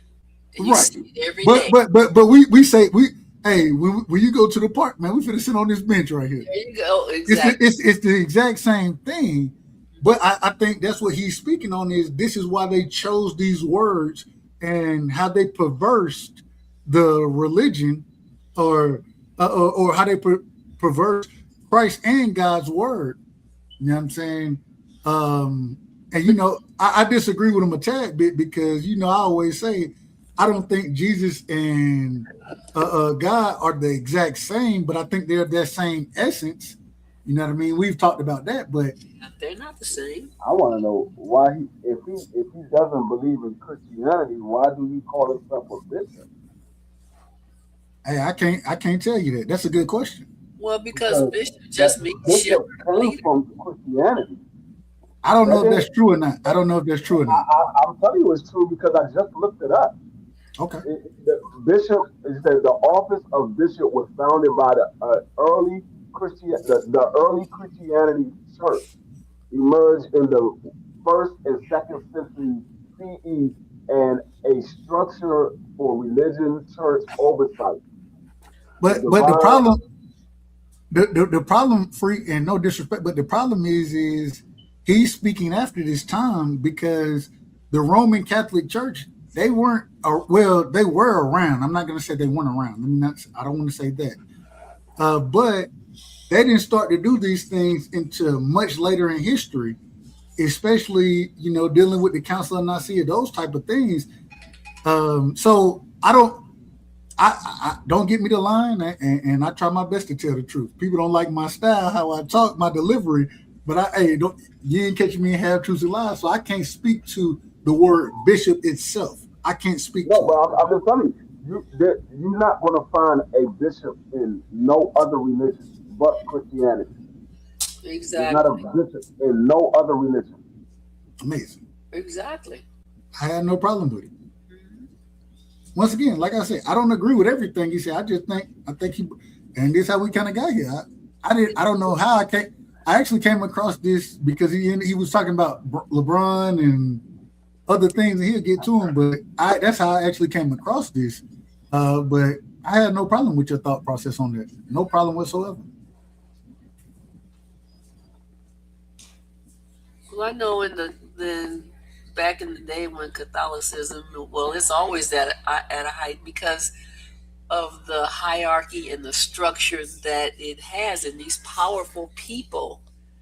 It is like characteristic of today. Powerful people get to do whatever they want, and they have a way of being so charismatic that they can cause people to believe whatever they're saying, be it right or wrong, good or bad.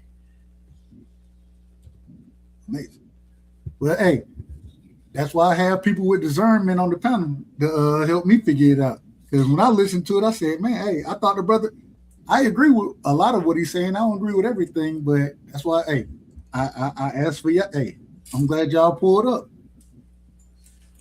We can break this thing down together as we do biblically or anything else. We may not always see it the same, and until we done argue plenty of times. Never, but it's always in good faith. It's not from a place of right. It's from a place of understanding. So, same thing here. Right. Anything else, real quick before I'm starting back? Anything else I got? No, you good. All right, here we go. Secret society. So they're connected with Dr. Henry McKee Minton, but I want to stay on Dr. W.E.B. Du Bois. 3 times did he betray black people. Of course, he got with this trash, this whore, okay, Marcus Sanger. Number 2, he betrayed one of the truest patriots in history, okay, Dr. Marcus Mosiah Garvey. Dr. Marcus Mosiah Garvey was one of the greatest men in American and world history. Born in Jamaica, immigrated to New York City, okay, and during the late 1900s.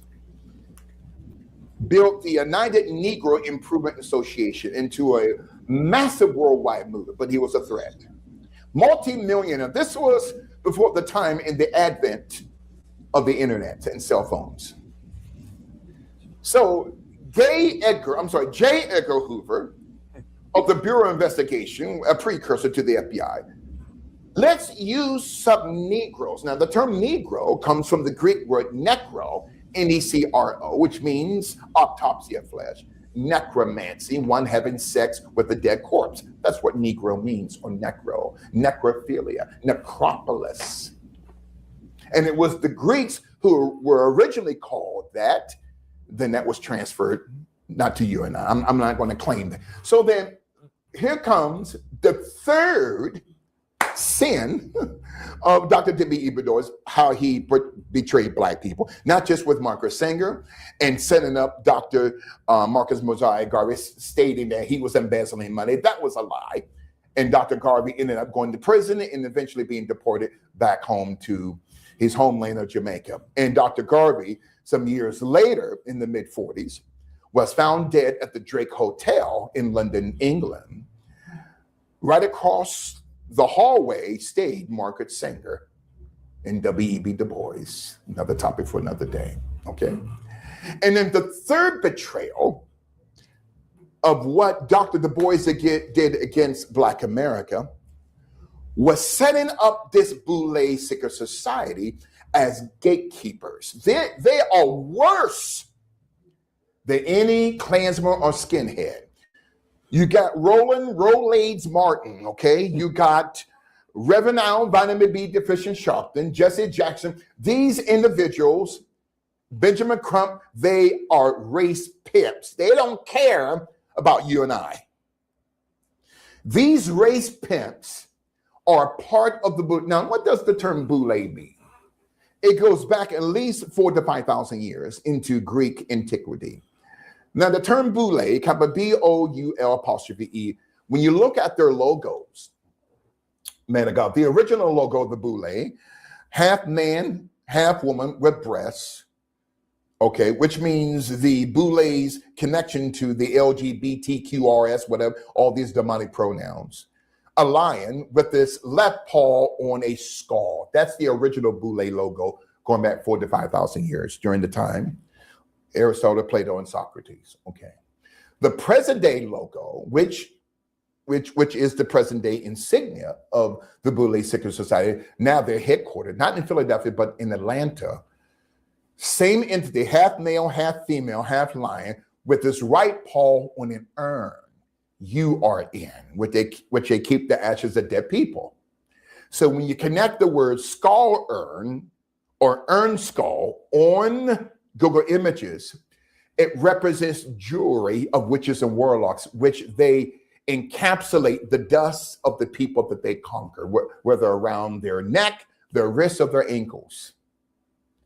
That's who the Boulets are. They're the gatekeepers. They protect the gates of the 13 families. The Rothschilds, Oppenheimers, Warburgs, Rockefellers, Council on Foreign Relations, Trilateral Commission, Club of Rome, Committee of 300, the Hidden Hand, the Council of 1000, and the Council of International Policy. These Negroes, they don't love the masses of black people, like Roland Martin, coined Roland Martin, all these gatekeeping Negroes. They will kill you for a bucket of chicken and 2 butter biscuits. And if you add in another butter biscuit, they'll take out the whole neighborhood. I don't deal with them, man. They will betray you, okay? So that's the Boule secret society. They protect the system, okay? That's keeping Black Americans in the world in check. You got over 5,000 members of the Boule throughout the United States, throughout the Caribbean, in Eastern, Central, and Western Europe, mainly in the United Kingdom. They're chosen. Doctors and lawyers and judges. And there's a 1969 book. I'm going too fast, slow me down. The book goes back to 1969. It says The History of Sigma Pi Phi, or Boule, by Dr. Charles H. Wesley, who was a 33rd degree Prince Hall Mason. You can't become a Boule unless you're first a Prince Hall Mason. You cannot pastor or call yourself a preacher and be a member of a secret society. Whether it's Boule Secret Society, whether it's Phi Beta Kappa or Kappa Beta Phi. Phi Beta Kappa is the deep state arm of the league of the educational and the legal arm of the deep state, where Kappa Beta Phi is the Wall Street faction. I'll come back to that. So they set up these Negroes, these pastors, these whores like Jamal Bryant. Well, you're going to get a lot of hits with this interview, okay? He's a whore. That's what Jamal Bryant is not for the sanctity of life. He is pro-abortion. Now, they can wrap it up and say, well, we have to protect the sanctity of the black. No, what you're doing, you are murdering children, okay? But this is what the system has done, man of God. Not just building the prison industrial complex. That's a quick side note. 1.5 million black men have been missing from our prison system since 1995. Even Hillary Clinton said this 3 years ago. Where'd they go? It's called organ harvesting. 1.5 million black men gone. Whew, organ harvesting. Why? Because our people carry a certain ingredient called melon that they sell on the black market, including the stock exchange and every stock exchange throughout the world. Okay? So then, I'll come back to that. So when you look at the Boule, Roland Martin, a sellout. Farrakhan sellout. There's never been a black organization created by black people, not even the Nation of Islam.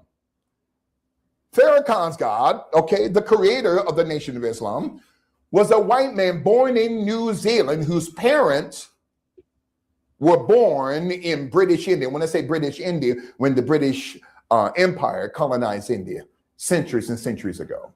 So the parents of the founder of the Nation of Islam, white British people, they were not black, they were not Arabian.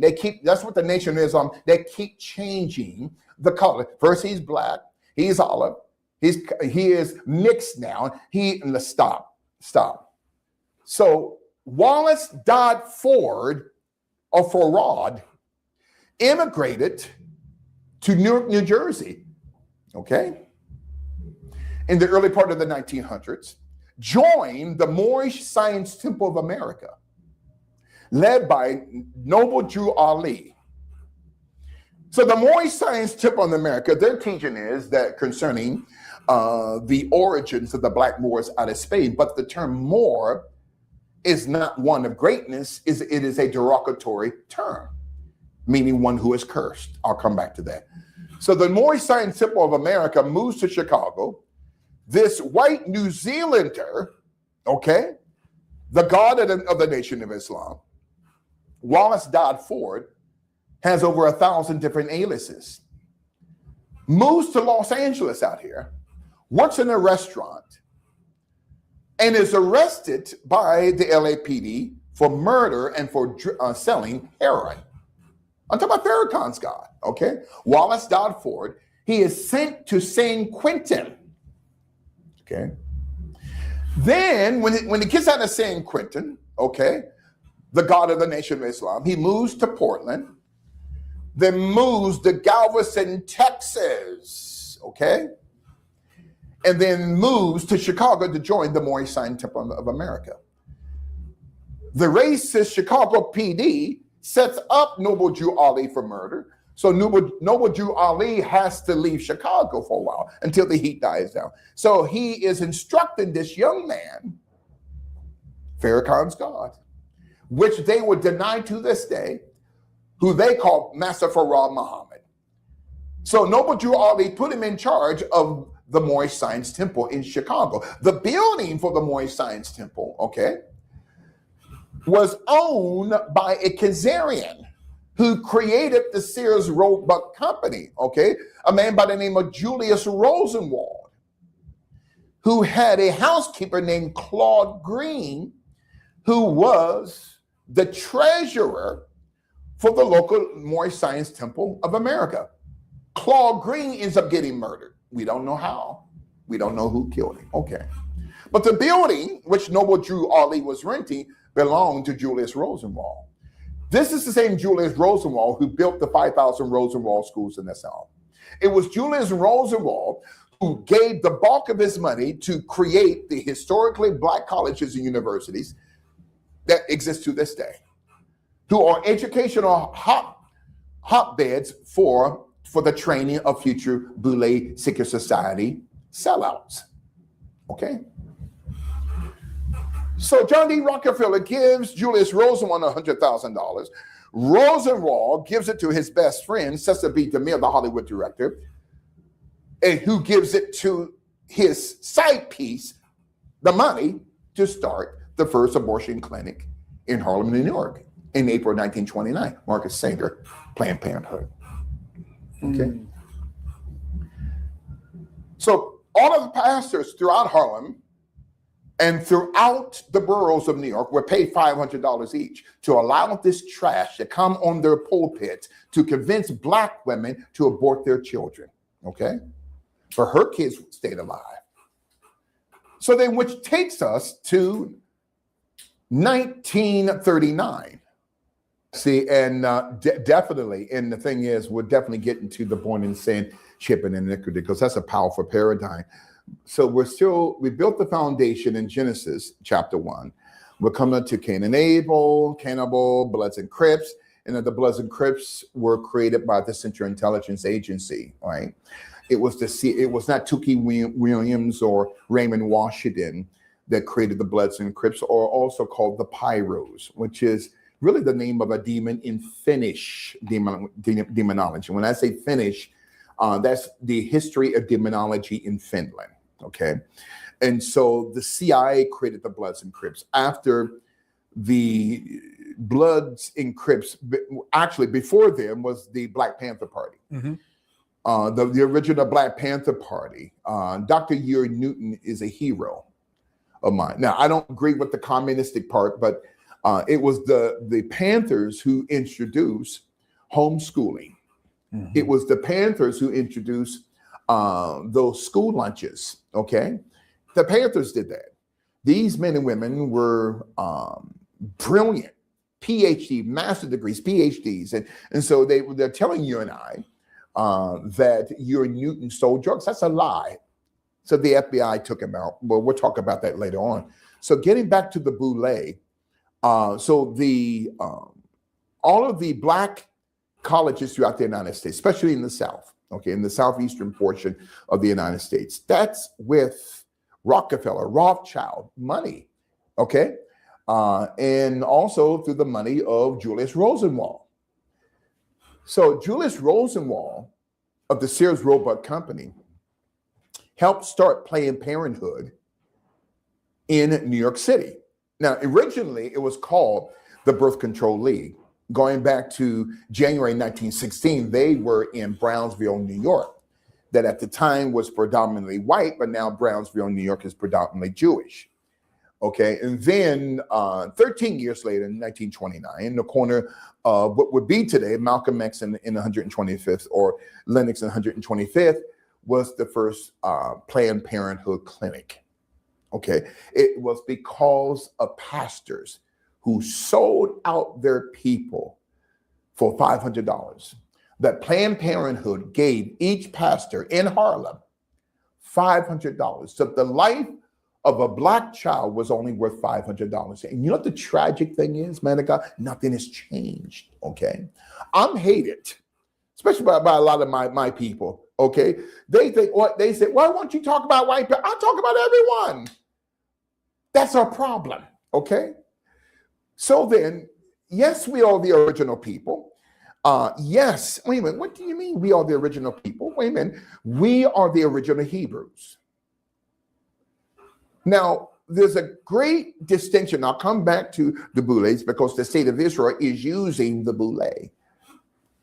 There's a difference between an Israelite versus an Israeli. Well, let's start with the latter.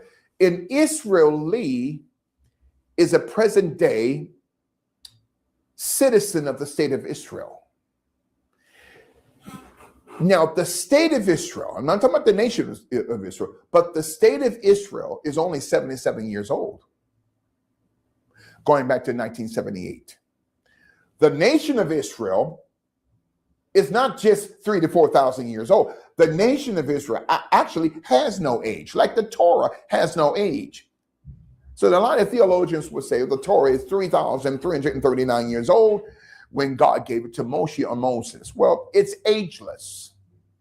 So the nation of Israel is the black diaspora here in this country and the black diaspora around the world.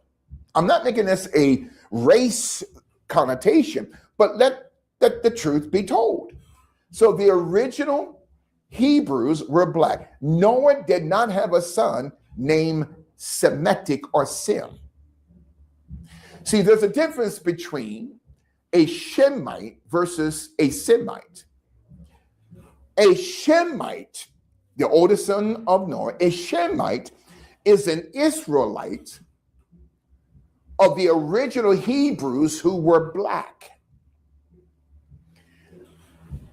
Abram, who became Abraham, Abram, father, Ham means covenant.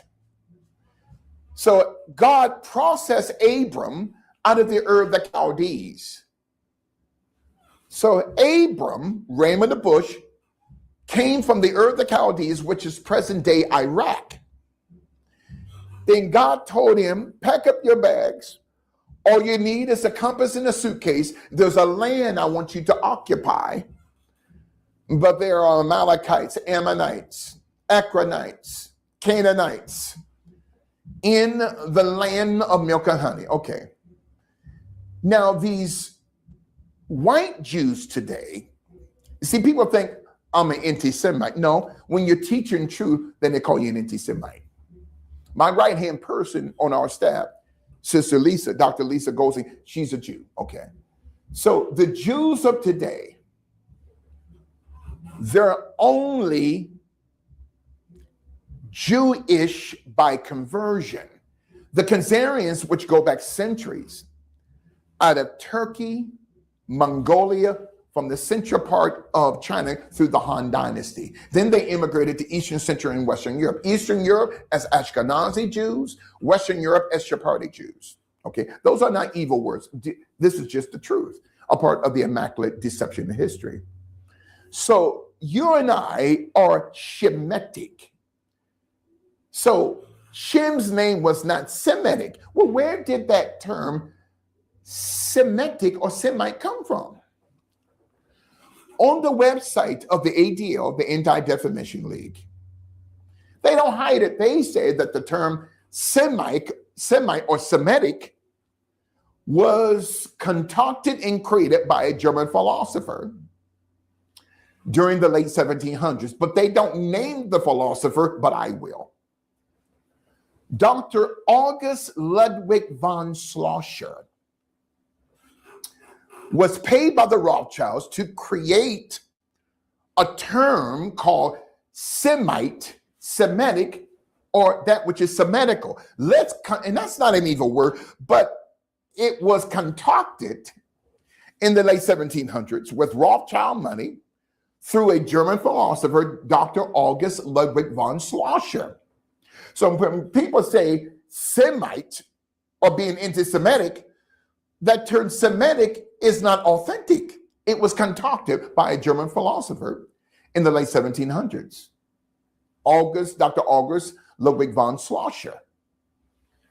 So then there's a great difference between Shemites, you and I, versus Semites, our beautiful Israeli brothers and sisters today. But the current state of Israel, those people whom we love, they are not true Hebrews. This is a reason why their prime minister, who is a devil, Benjamin Netanyahu, whose real name is Malachowski from Poland, he's Polish, his administration enacted a law a few years ago that it is forbidden for anyone to get a DNA, RNA testing. Why? Because they don't want you to know that they're not the original Abrahamic seed. So today's Jews who we love, they're Polish, they're Turkish Khazarian, the Mongolian, they are Ashkenazi, they are Sephardic, but they're not Hebraic by blood, nor Jewish by discipline. For you theologians, between Malachi and Matthew in God's word is called the 400 silent years. God no longer spoke to the earth because of her sin. This is how our people lost the Torah. This is how our people lost the Ark of the Covenant. A leader out of Rome who called himself Leo the Khazar was sent by the Roman government to destroy Jerusalem. This is between Malachi and Matthew. To take the Ark of the Covenant and to take it to Rome. To take the scroll, the Torah, and call it their own. They took it to Rome. And then down through the centuries, through what we call the black nobility, the 13 families, Rothschilds, Rockefellers, Oppenheimers, the Farneses, the Orsinis, the Colonnas. These people are not true-blooded Hebrew. Now, if we want to get technical, Abram was not a true-blooded Hebrew. Abraham was Chaldean. He came up out of the Ur of the Chaldees. So Hebrew is not a bloodline. Jew or Jewish is not a bloodline. Every Hebrew is a Jew, but not every Jew is a Hebrew. Abraham or Abram came up out of which would be called Iraq. I've never been challenged by a rabbi. I've never been challenged by, I'm begging them to debate. They won't do it because they know I would decapitate them educationally. So the immaculate deception of history, the beautiful Israeli people, they don't want Zionism. Zionism was created by the Rothschilds through a man that they contracted in 1797, a man by the name of Theodor Herzl, who created the paradigm of Zionism. Theodor Herzl, who was an atheist, had said that God told him that the land belonged to these Khazarians. But yet, wait a minute now. But Herzl was not just a bona fide racist. Herzl was an atheist. But what is called? Hey, my out of order button ain't it ain't broke. I just choose not to use it right now. We're gonna let the brother talk. Unless not T Rose or Mr. Chapman step in and they got something to say, we're gonna let them talk. Oh yeah, let him talk. I'm listening. And real quick, shout out to my brother Aircraft in the building. Shout out to Rick Timms. Rick, you ain't walking in there crazy. You know, it's normal conspiracy stuff as always. It is what it is. You know what I'm saying? I think, hey, the brother talking right now, I feel like he educating on on history. You know what I'm saying? I don't know if it's all true. I got to say that. I don't know if it's all true. So I have to go back in a lot of this. And research. Right. But it's something to chew on. Right, I'm taking notes. That's why I look. See, me, we'll go. Hey, after this, we'll have a conversation. Like, well, I disagree with this part. I disagree with this part. Right. So I'm with you. Cool. All Palestine or the land of Israel was not the first choice of Zionists. Their first choice was Uganda. They wanted Uganda, okay, not just from a political standpoint. Uganda carries most of the gold throughout Africa. Now, as a side point, we have to stop calling ourselves African. That's not the name of the original continent. The name of the original continent was called Alkebulan, which means the Garden of Eden.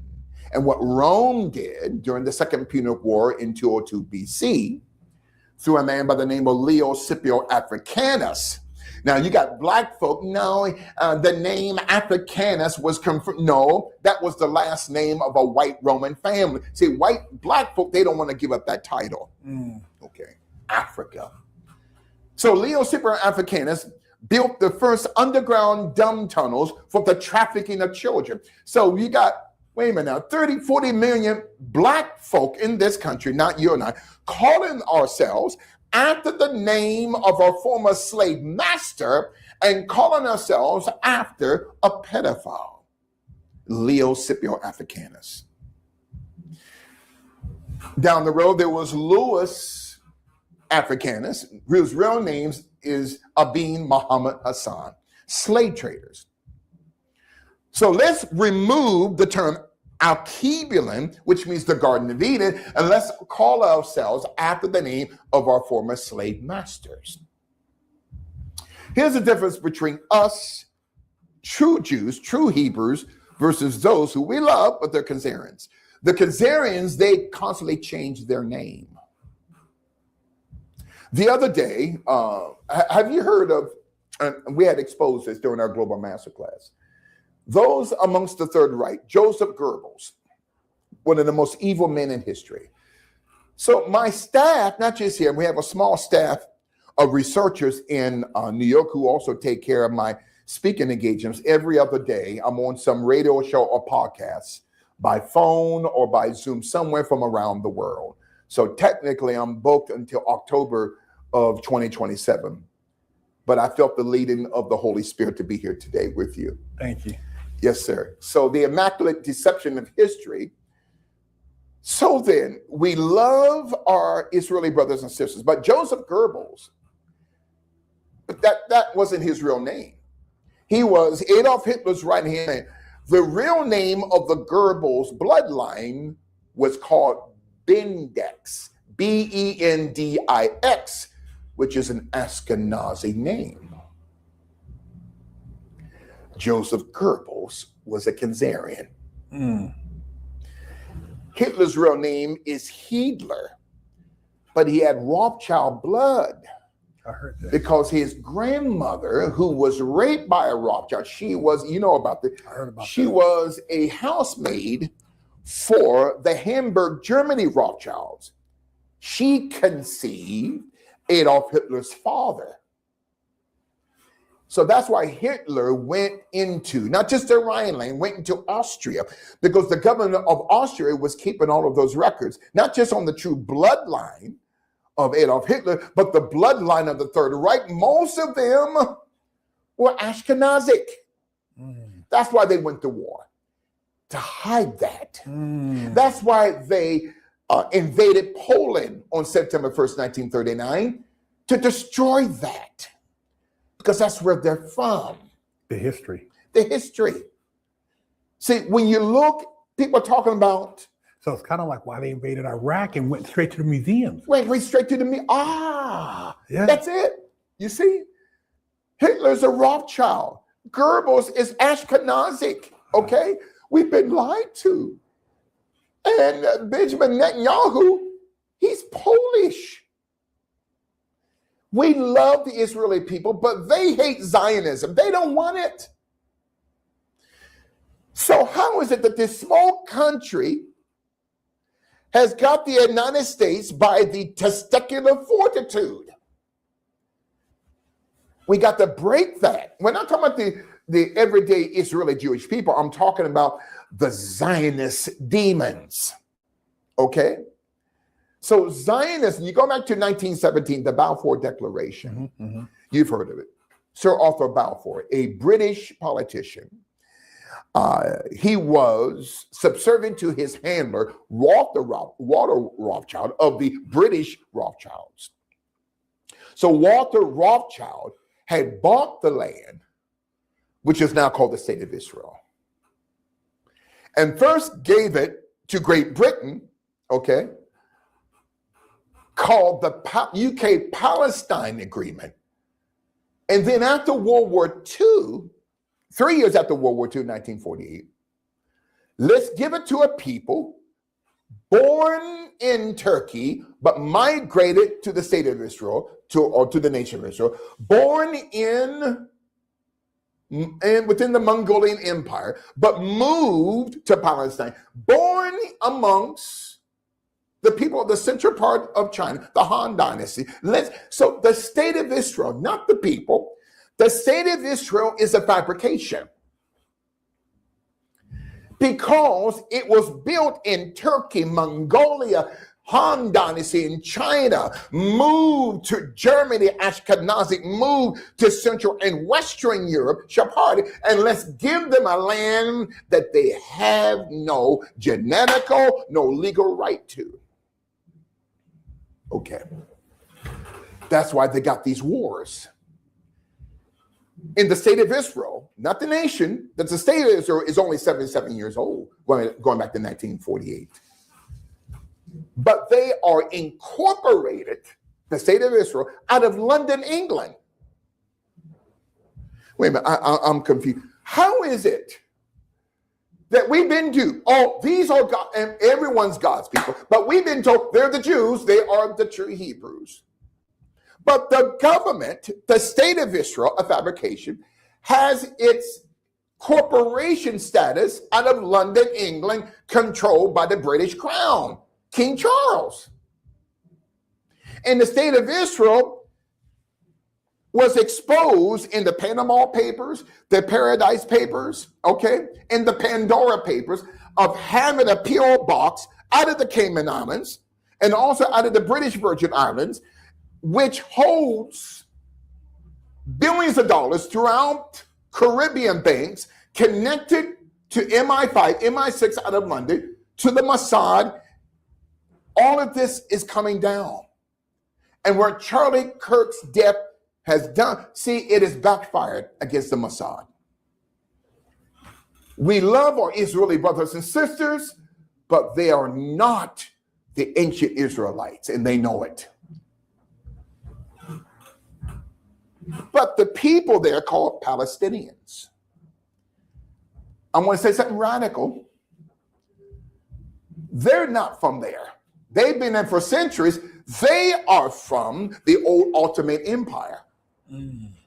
So wait a minute. So the term Palestine is a Roman term created by the emperor of Rome called Hadrian, and they call it Palestina, which is a name of a Roman goddess or demon.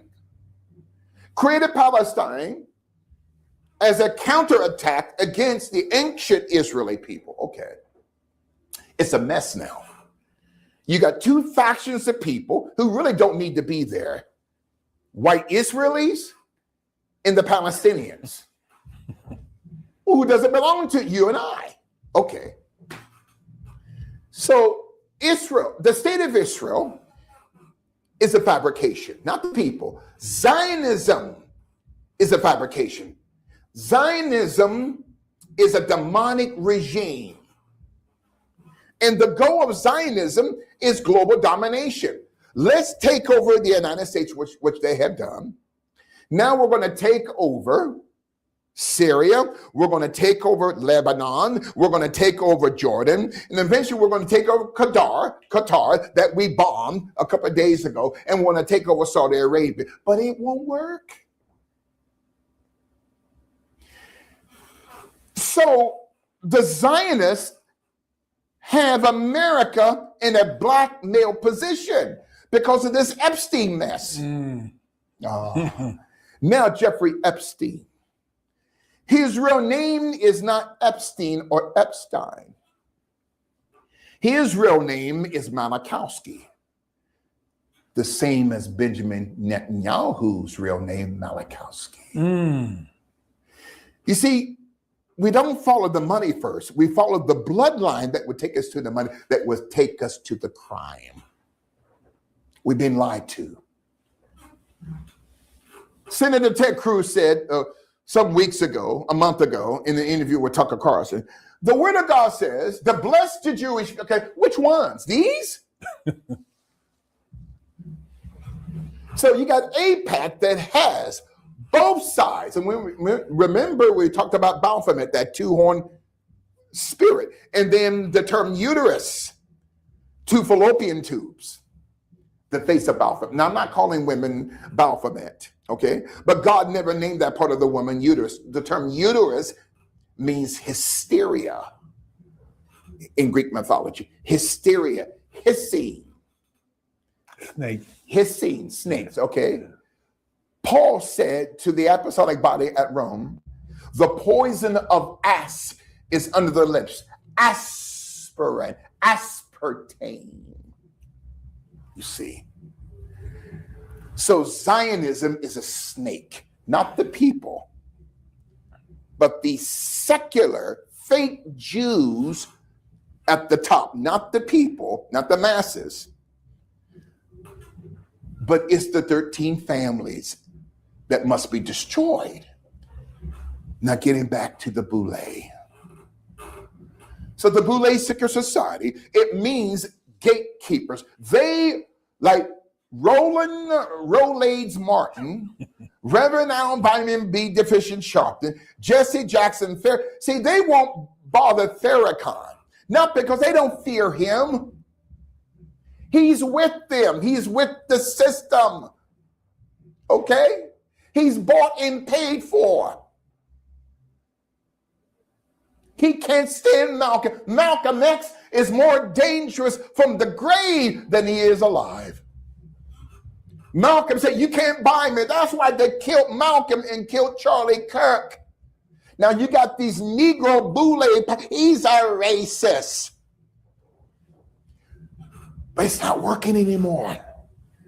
Black folks see through that, okay? So, the immaculate deception of history, the Boule Secret Society, the Pan-Hellenic Great Divine Nine, created in 1930. 9 black Greek letter fraternities and sororities, created by the Boule Secret Society of 9 black men. In the 1969 book by Dr. Wesley, Charles H. Wesley, powerful book. I have a PDF copy. I'll send it to you. The History of Sigma Pi Phi. Dr. Wesley talked about the 9 Knights of the Round Table. You've heard of the Knights of the Round Table. The first 9 families out of the 13 families. From the Rothschilds down to the 9th family, the Lee family, LI, out of Hong Kong. Responsible for COVID. That's another topic for another day. Each of the 9 knights of the first 9 families of the Illuminati out of the 13 are to be protected by the first 9 black fraternities and sororities. So then, why? Because the Boulets are designed to protect the system. Then who protects the remaining 9 families, the remaining 4 families, Bishop? The De Medicis, the Orsinis, the Colonnas, and the Farneses. Well, those last 4 families of the 13 protect the 4 corners of the Boule Secret Society, who protect the 9 families. It's the compartmentalization of darkness. Okay? Now, Malcolm X. Well, let's get back to, there's never been a black organization founded by black folk. Okay? We talked about Farrakhan's God. See, they don't want to hear this. I'm going to tell the truth. So this man who was in prison at Alcatraz for murder and for the trafficking of heroin, Farrakhan's God, Nation of Islam's God, whom they call Mustafa Muhammad, Wallace Dodd Ford, takes over the congregation of the Moorish Science Temple of America, which the building belonged to the employer of Claude Green, who worked as a servant, a housekeeper for Julius Rosenwald. Noble Drew Ali comes back to Chicago and wants his church back or ministry back. All of a sudden, he dies. I'm not saying, I want the Nation of Islam to hear me. I'm not saying that your God, your Mahdi, your Messiah, okay, Wallace Dodd Ford murdered Noble Drew Ali. I'm not saying that. But when I am saying that when he came back, when Noble Drew Ali came back, when the heat died down, he ended up dead. And so did Claude Green. So Master Farad Muhammad, Wallace D. Fard, flees Chicago in 1930 and goes to Detroit, Michigan. Begins to mentor a young man by the name of Elijah Poole, okay, who they call the Honorable Elijah Muhammad. And then the rest is history. Malcolm comes. Malcolm X was the one that built the nation and was not Elijah Muhammad. Let me wipe some of the anointing off. It was Malcolm X. So I know a lot of these brothers, they don't want to hear this, who are in the nation, okay? Malcolm X, no one knew outside of Black America who Elijah Muhammad was. When Malcolm X got out of prison, okay, in 1953, there were probably barely 400 members in the Nation of Islam. And Malcolm X assassination, there was over 150,000. Malcolm built that. But where did the Nation of Islam get the money from to build colleges and universities, cleaners, grocery stores? Not by selling fruit bags and bean pies or bean pies. No, that money came from a white man out of Texas, H.L. Hunt, Harold Lafayette Hunt, a multi-billionaire oil man from Texas. H.R. Hunt Truckee, was involved in the Kennedy assassination. The day before the Kennedy assassination, Kennedy was assassinated on November 22nd, 1963. The night before, on the 21st, leaders of the CIA, FBI, with J. Edgar Hoover, his lover, girlfriend, Clyde Tolson, members of the NSA, National Security Agency, members of many of these generals from the Pentagon, the State Department, the DOD, the Department of Defense, and the DOJ, Department of Justice. Also, along with them, all of these other ones, like members of ABC, CBS, NBC, Reuters, AP, UPI, met in the home of another oil billionaire by the name of Clint Murchison Sr., whose son, Clint Murchison Jr., created the Dallas Cowboys. Listen, Jerry Jones, which... Y'all know I'm a Cowboys fan. Hey, y'all know I'm a Cowboys fan. This today. Right. H.R. Hunt's son... Auntie Rose, you a Cowboy fan? Yeah, from back in the day. High five. Hey. Yeah, We rock. I like that Roger Staubach, man. That boy could throw that ball. Well, shout out to Roger Staubach. Shout out to him. Hey, he my second favorite Dallas Cowboy of all time. So really, yeah. Okay. Emmitt Smith, my first. Number 22, man. Shout out to 22. Start back, and then I go all over the place with mine. So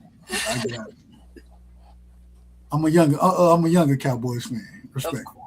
Of course. Well, a man by the name of Lamar Hunt, who created the American Football Conference, the American Football League, which is called the AFC in the NFL. Lamar Hunt. His son, Clark Hunt, is the owner of the Kansas City Chiefs. Or mob ran. Okay, I got to be careful.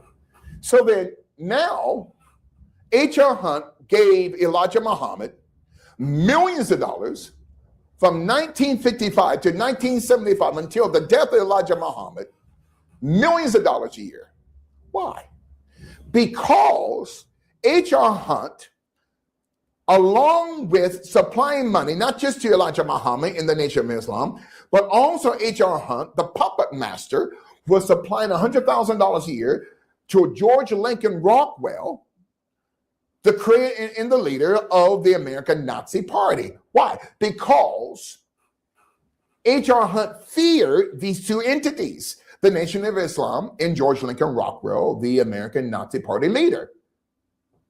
Malcolm found this out. Malcolm left the Nation of Islam, not just because Elijah Muhammad was sleeping with teenage girls, but Malcolm found out that a white man, now Nation of Islam is supposed to be white, I'm supposed to be pro-black, anti-white, okay, pro-black. The white man is the blue-eyed devil, okay, but a blue-eyed devil was giving you millions of dollars, not through bean pies and fruit bags, restaurants, cleaners, colleges, universities. No one from the Nation of Islam will ever admit that. I have receipts. So then, Malcolm found this out. But Elijah Muhammad, who feared JFK, he talked about JFK, but at the same time, he feared JFK because if JFK ever gets killed, wait a minute now, we can lose our money because we got Malcolm X is exposing my money train. So H.R. Hunt told Elijah, you got to silence him. So Elijah Muhammad in the Nation of Islam sat Malcolm down for 90 days as a pretext. Malcolm was always talking about JFK. Malcolm was always talking about the Kennedy administration. But why was it that the Nation of Islam, especially Elijah Muhammad, feared Malcolm? Because Malcolm was exposing the chickens coming home to roost. Okay.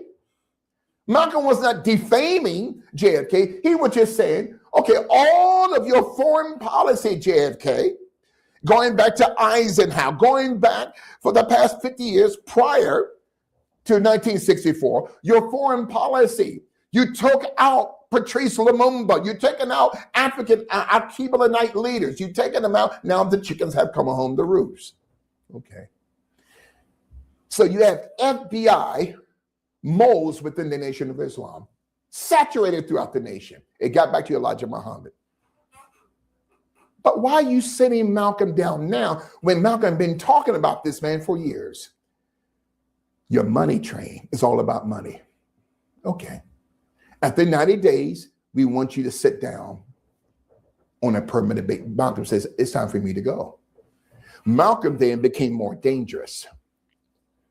So the Nation of Islam was created by a white man, their God, whom they call Nasser Farad Muhammad, okay, Wallace Dodd Ford, and white New Zealander. The NAACP was not created by black folk. It was created by Henry Moskowitz, a Khazarian attorney out of Eastern Europe, and the Spingarn brothers out of Romania. So Khazarian Jews created the NAACP and still run it to this day. NAACP, Korsnick, Urban League. Black faces, Zionist money. Okay. Boulets. So wait a minute now. Now, who was working on Malcolm X's autobiography? Okay. The writer of the Root series, Alex Haley. Alex Haley, unbeknownst to Malcolm, worked for the FBI. Now, the part Malcolm didn't know that Alex Haley was working for Reader's Digest, along with Alex Haley's best friend, okay, Albert Balk, who was an FBI informant, also helping Alex Haley work on Malcolm's biography. Malcolm X gets assassinated. 3 months after Malcolm X's assassination, in May of 1965, 3 months after Malcolm X was assassinated, 3 chapters are taken out of Malcolm's book, his autobiography. Why? The last will and testament of Malcolm X, where he said that in 1964, he voted for Barry Goldwater. Oh, wait a minute now. I thought Malcolm was a racist. Malcolm was not a communist. He was not a Marxist. Malcolm was not a racist. Malcolm was a black conservative. But the system does not want us to know that. And if Malcolm was alive today, he would never vote for Kamala Harris, for someone like that. No. Someone like President Trump, Malcolm X could sit down and talk with. That's why they shot Malcolm like a dog. And nothing has changed. Now, I don't believe that the Nation of Islam was involved. Farrakhan and the Nation of Islam created the atmosphere for Malcolm's assassination. CIA, FBI, and a rogue element within the New York Police Department called BOSSI, the Bureau of Special Investigation. It was a rogue element of FBI officers posing as NYPD officers. Infiltrated Malcolm's organizations. Muslim Mosque Incorporated, which was the spiritual foundation of Malcolm X, and built on top of that was Malcolm X's political paradigm, the OAAU, okay? The Organization of Afro-American Unity. The week before Malcolm's assassination, a company out of the UK called Serco, S-E-R-C-O, bought the Audubon Ballroom a week before Malcolm's assassination. Who's Serco? They provided the 19 hijackers of 9/11 with passports. That's Serco. Okay. They bought the Audubon Ballroom. Don't tell me it was. It wasn't no 6 to 9 black men that took him out. No, it was not. The government, the Central Intelligence Agency, the FBI, Lyndon Baines Johnson helped take out Malcolm X. I told you, for a bucket of chicken and 2 butter, nothing has changed. Okay? And then from Malcolm, we come up to President Trump, who's making America great again. He's keeping his promises. Charlie Kirk. Okay. Charlie Kirk was set to become president in 2028. I think the mistake that Charlie Kirk made was you see, when you tell people too much of your business, let me wipe some of the anointing off my glasses. You see, Charlie Kirk, may God rest his soul, he's with Christ. The mistake he made was the same mistake that Joseph made over 5,000 years ago in the book of the Genesis. He told his brothers, God gave me a dream. I want to interpret the dream to you. Okay, so the 11 stalks of corn bowed down. They bowed down to me. See, Charlie, brilliant man, but he told too much of his dream too soon to too many people. Between him and J.D. Vance would have never beaten Charlie Kirk for the presidency. Never. The day before the Charlie Kirk assassination, there was unusual trading on Wall Street, okay, of a company that was sold, and their stocks are sold on Wall Street, called Turning Point Brands. No relation to Turning Point USA, okay? But Turning Point Brands, their stock was sold into the millions on the day before Charlie Kirk's assassination. What does Turning Point Brands have anything to do with Turning Point USA? Turning Point Brands had committed millions of dollars to Turning Point USA, going back to 2012, to the creation of Turning Point USA. I'm not blaming them. I'm not blaming Turning Point USA. Turning Point Brands. So the next day, Charlie Kirk wasn't even supposed to be in Utah. He was scheduled to be at Virginia Tech University. Okay. Why Utah? According to Utah state law, any event doesn't have to have first responders, no ambulance. You see, this is how, and they're telling you and I that a 22-year-old snot-nosed kid was behind this. Stop. Okay? We got him, wait a minute now, 4.5 hours after the shooting.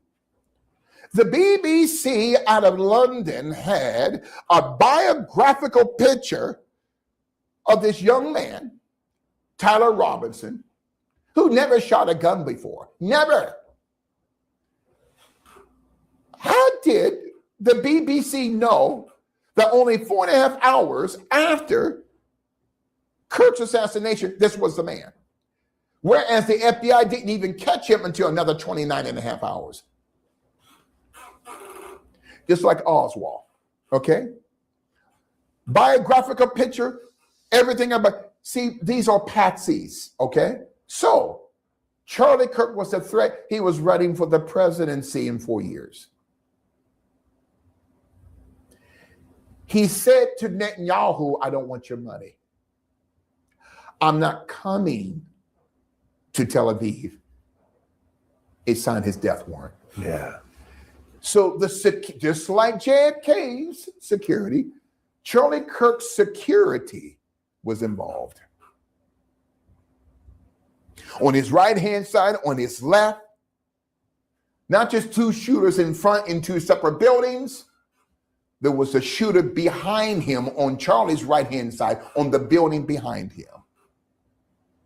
But they want to tell you and I that this snot-nosed kid, okay, he assembled the gun, never shot it before, shot Charlie, disassembled the gun, put it in his backpack, jumped over the side of a building, left the screwdriver on the top of the building, went to the woods, took it apart, but you left your tinsel, your screwdriver on the top of the building. Okay. You took it apart. You wrapped it in a towel. Now, Cash Patel said, no, he put it back together. But he left his screwdriver on the top of the building. But his DNA was on the towel. And it had the shell casings and the bullets with transgender codes. Okay. He ran and changed 3 more times. One part of the video, he is limping, and on the other side of the town, he's walking. An SUV pulls up with him gone. 29.5 years later, we got him. We're being lied to. I want to know why. Why was it necessary for the deep state to put a bullet in that man's throat and crack his spine into? Why? Because he would not kiss the behind of Zionists. He would not kiss the behind of Bill Ackman working for the Zionists. Bill Ackman had invited Charlie Kirk back in August, okay, to the Hamptons for an intervention. See, Bill Ackman owns part of the Gaza Strip as far as the real estate. Bill Ackman in the Zionist government under Netanyahu want to ethnically cleanse Gaza to create hotels, sports and spas and sporting events. Okay. Well, we're killing Hamas. No, but you created Hamas, Malachowski, Netanyahu, during the 80s.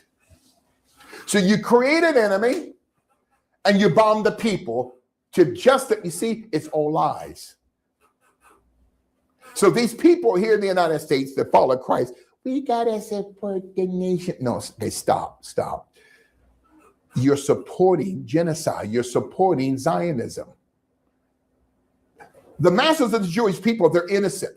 I'm talking about the secular, these devils at the top. So wait a minute now.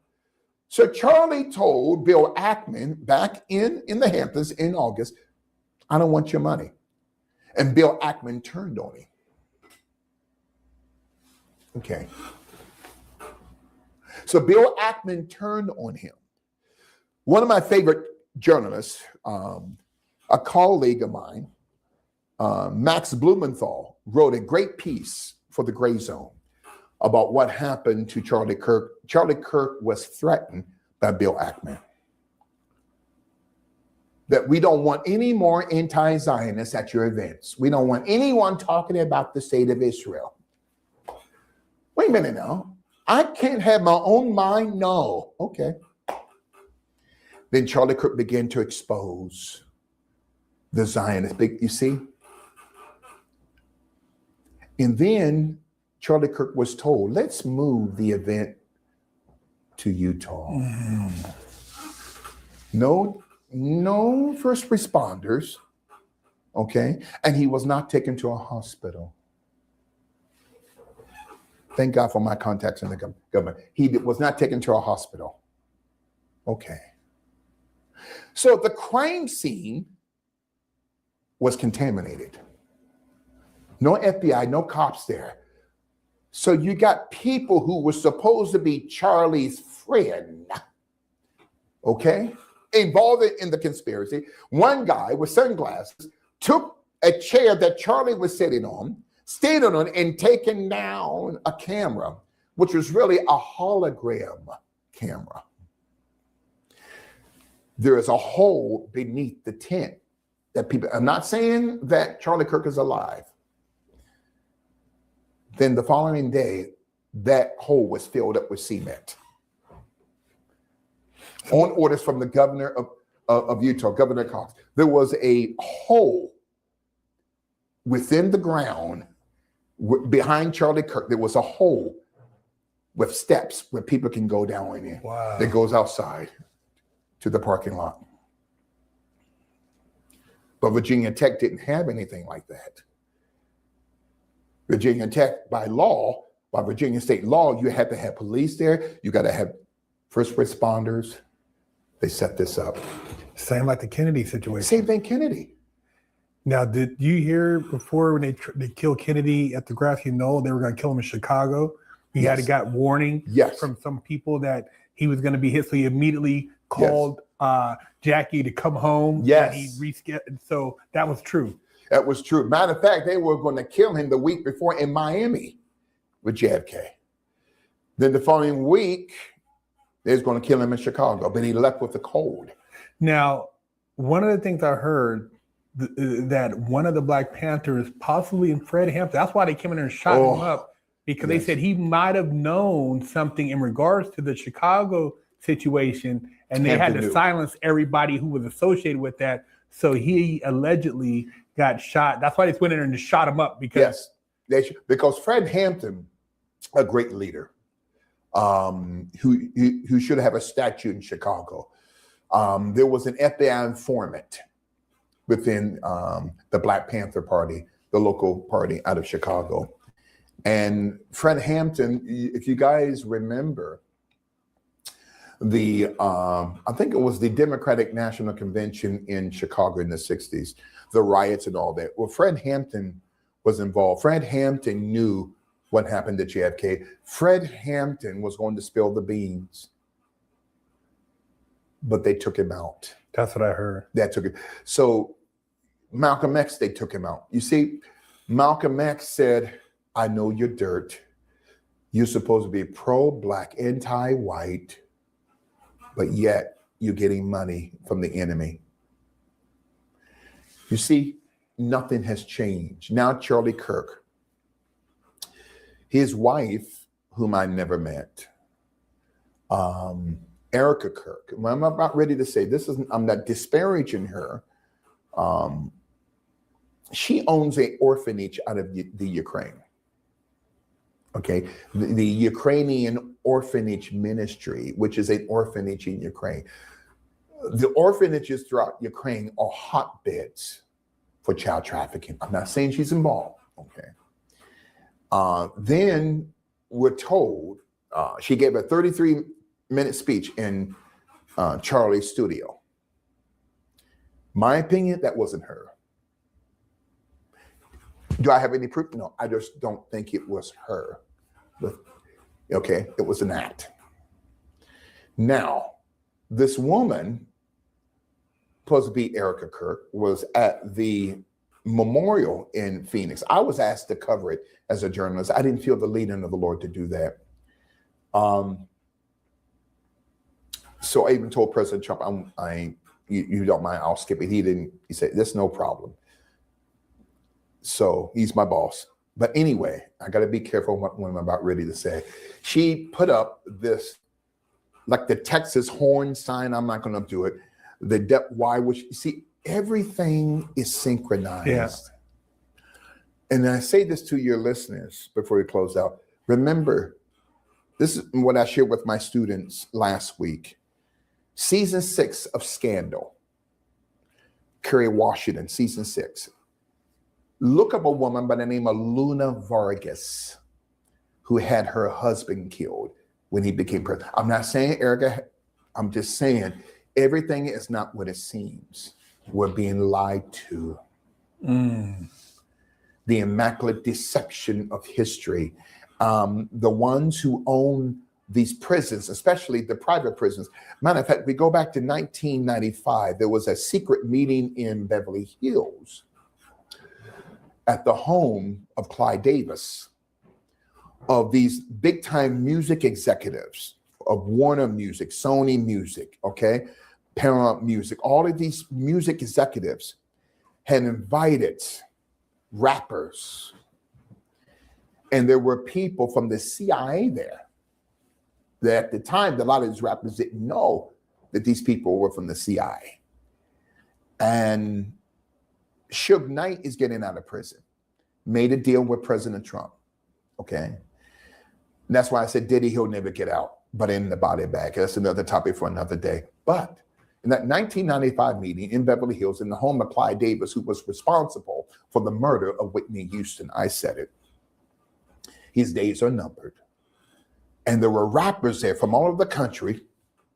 They were invited to the home of Clyde Davis, along with members of the CIA, FBI, which they didn't understand why the government was there, including many directors and CEOs of the private prisons throughout the United States was at that meeting in the mansion of Clyde Davis. And they were telling these rappers, you need to create songs talking about killing police, calling black women bees and hoes. You need to get more nasty so we can fill our prisons that we're building. Okay. You know what's crazy during that time? I can recall when that gangster music came into play. That's it. And how they, I don't know if the guys rapping it really knew, but they created the atmosphere. Yes. But it went from, I remember guys wanting to wear like the African chains around their neck and dancing and the haircuts, flat tops, Kid and Play, Kwame, to the really thugged out and just the gang stuff. And I can recall going into like liquor stores or different places, and all they had was blue and red rags. Right. It was just like that stuff was on program. Mm-hmm. Same thing. And they want these rappers, and that was the time too, at the height of the crack cocaine epidemic. Yes. Yeah. Which goes back to the 80s. The crack cocaine epidemic, funded by the CIA. The CIA needed to fund the war in Central America, okay? The Iran-Contra affair that Ronald Reagan was heavily involved in. So we need to fund the war against the Sandinistas in Central America, the communists. So we need to send cocaine to South Central, Chicago, East St. Louis, New York, Miami. But we need to target black gangs. So we want these people to kill each other. We don't care if they kill each other, as long as they don't come to Beverly Hills and the Upper East Side of Manhattan, okay? No, you can kill each other. So the Bloods and the Crips, Highway, Ricky Ross, they work for the CIA. Didn't even know it. And didn't even know it. They work for the Central Intelligence Agency. The movie The Messenger, okay? I think it was a Fox TV series. It was called Snowfall. Yep, Snowfall. All CIA stuff. Yeah. And you remember near the end of the series, the Kazarian, the handler, for the brother. He says, all the money you had wasn't yours to begin with. That's right. You know how deep that is? It wasn't even yours. You see, and that young black brother, that brother was brilliant, a brilliant mathematician. Mm-hmm. You see, this is what happens. So now the Boulets are more dangerous than the government themselves, because they'll have you and I killed for a bucket of chicken and 2 butter biscuits. They will have you killed. And that's how, what we call the immaculate deception of history. Malcolm is crying from the grave. Okay. What's the solution? How do the brothers how do we create that? Because, you know, it's like you're challenging a narrative that's glorified, that's being funded. You get the bag. It's like you said, you know, Glorilla. You got Sexy Red talking about, you know, she's selling lip gloss named after STDs. Yes. And this is young women are getting programmed with this stuff. Yes. I mean, how do you, I mean. And the rapper, what's his name? Not Nas, but the rapper who calls himself Lucifer, but the rapper. Oh, you talking about little Nas. Little Nas. And he was just got arrested walking down the street. He lost his mind walking in his underwear. You seen that on the news recently? No. He got arrested. He was walking down the street. He had lost his mind, kind of like Mark Lawrence. He was in his underwear, and he was, I can't remember what part of LA, but they arrested him for indecent exposure and something else. Yeah, just he's no longer relevant. They used him for what they want. This is what they do. Okay. That's why I said, and I'll say this again, LeBron James' days are numbered. I don't want him to die. You got people that, the bishop wants him. I don't want him to die. But when you make a deal with the devil, you make a deal. Now, with Bronny having his heart situation, that was a warning shot over the bow. It was a warning. We could have killed him. Yeah. That's why LeBron, I'm going to say it to him again, LeBron, your days are numbered. You need Christ, because Christ is the only one, the only person that can get you out of this mess, okay? The day before the assassination of Kobe Bryant, LeBron passed Kobe Bryant. I remember that. For, I believe, third place on the all-time, third or fourth place, the third place on the all-time scoring list, okay? In Philadelphia. In Philadelphia. Real quick, so sometimes I'm like, man, you got to fact check them somewhere, right? So I know basketball, so I went and pulled this up. I just want to show this real quick. Just how I know the man ain't lying. I literally went and pulled this up, and this is what they about to say. So I just want y'all to see this real quick. I'm gonna stop here, and I'm gonna pull that right back up. Let me share. I just want y'all to see. This is what he finna say right here. He about to bring up the court in Philadelphia, right? Okay. And I just want y'all to see this. So this how I was like, well, you see what does that look like to you, Auntie? Right here. Oh, hold on, right here. Where you got an arrow somewhere? Can you see the screen? Yeah, I see the screen. I see the black the court. Yeah. Do you see my right there? What's that? What that logo on the floor right there? What does it look like to you? Oh, that's what. Yeah, it looks like a serpent. A snake. It's like a snake, right? Uh-huh. Okay. All right. Now listen to what he say. What is that for? I've never noticed that before. I ain't either. That's why I had to look it up. I was like, he got it. You don't believe that. But what? Just listen. This why I was like, man, he might. Hey. I don't know if everything is true, but a lot of this is probably true, because when I went to look that up, when I pulled that up, I was like, I ain't never seen that before. And I ain't never seen it I've never seen it on the NBA court before. I've never seen a snake on the NBA court. Never. Have y'all? I've never seen. Okay, hold on. My bad. I just had to show you that because he about to say it. But listen, just listen. So I think I messed that one up. Hold on, I messed it up. Stop sharing. Man, you gotta hit the right buttons around here. You don't hit the right buttons, then nobody won't hear nothing.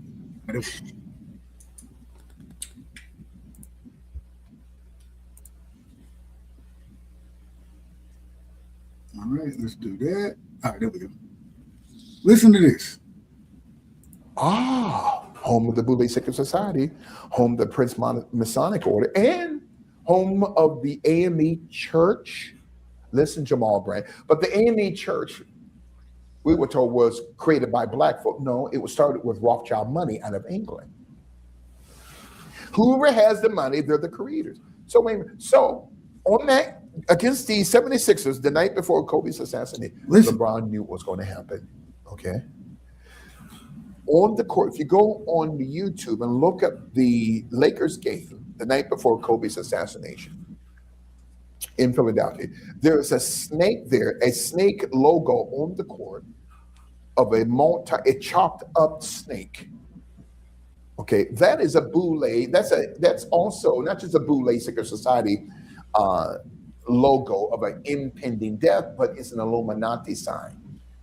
Remember, don't tread on me. That's part of it. But a serpent on the court.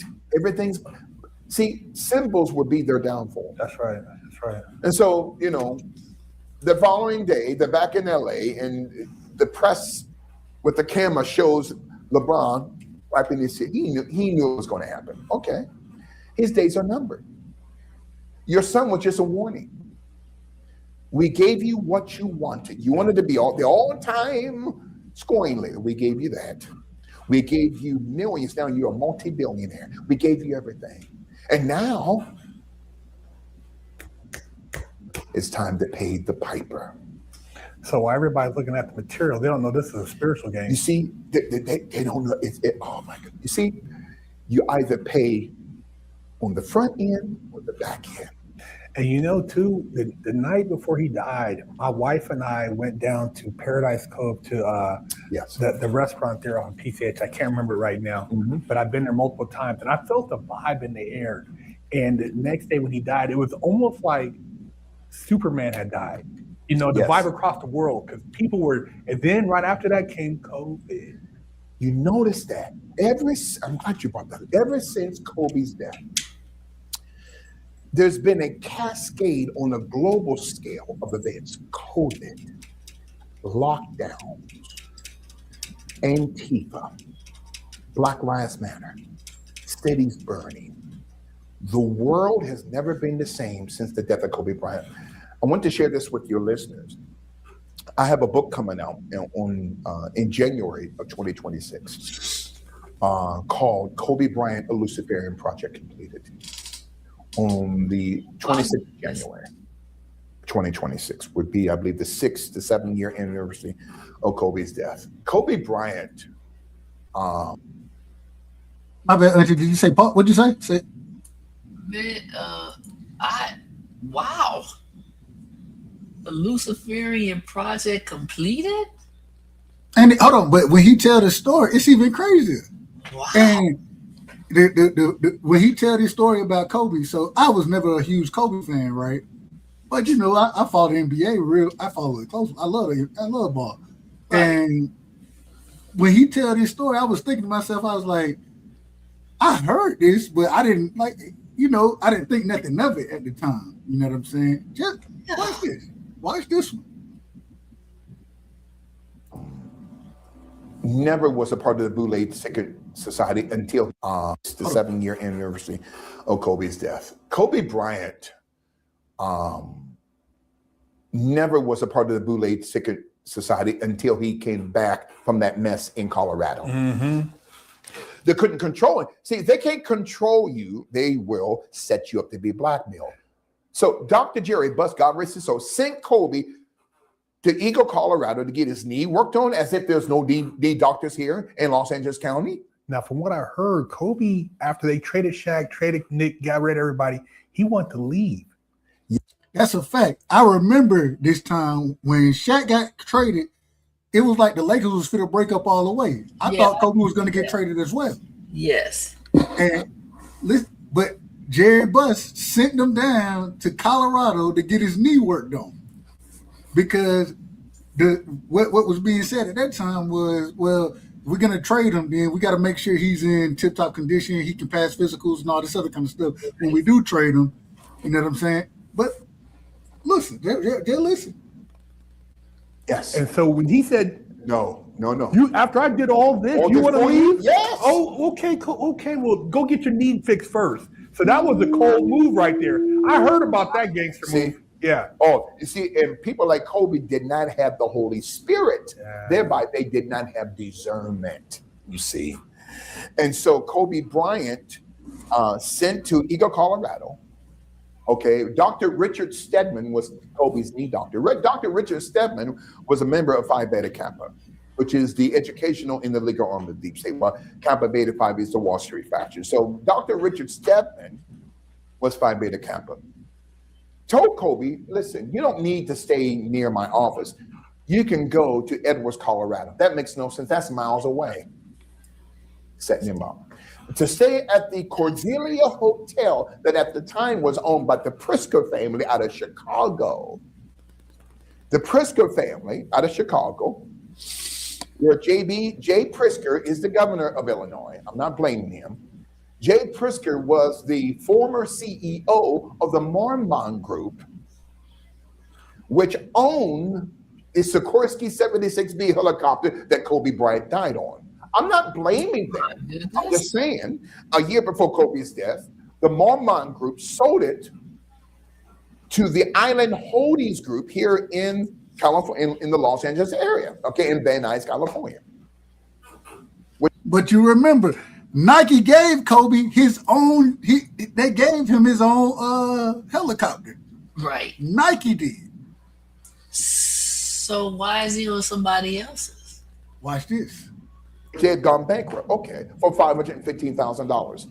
They sold it. The Marmon Group, Jay Prisker, who was the CEO, he's now the governor of Illinois, sold it to the executive board of the Island Holdings Group out here in Los Angeles County. Why would the Island Holdings Group send their entire executive board to Chicago just to buy a plane?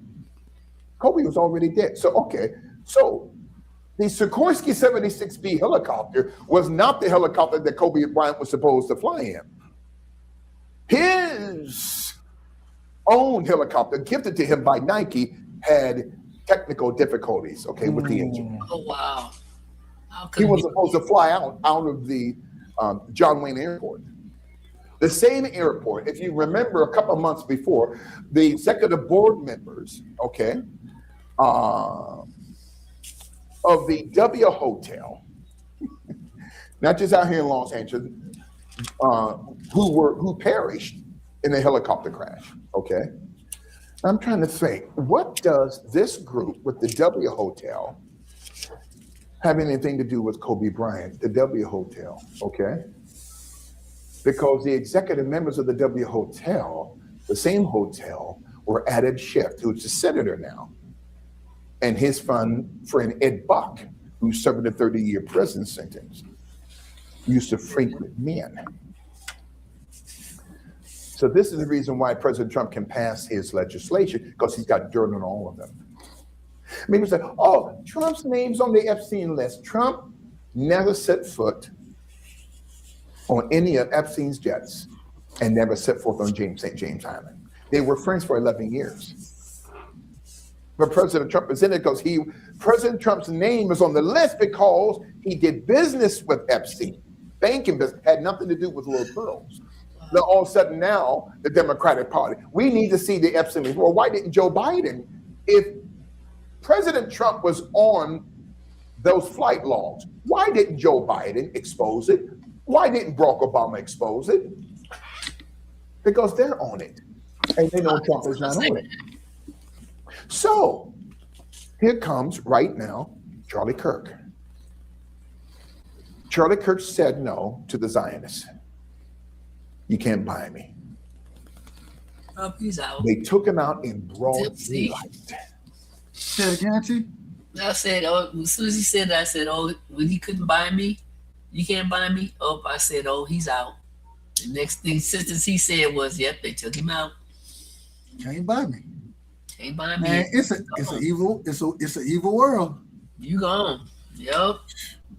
And I don't even know all this. I didn't know none of this this just popped up on my feed today. I don't know how I end up watching this. Like, I've never heard of this guy ever before until today.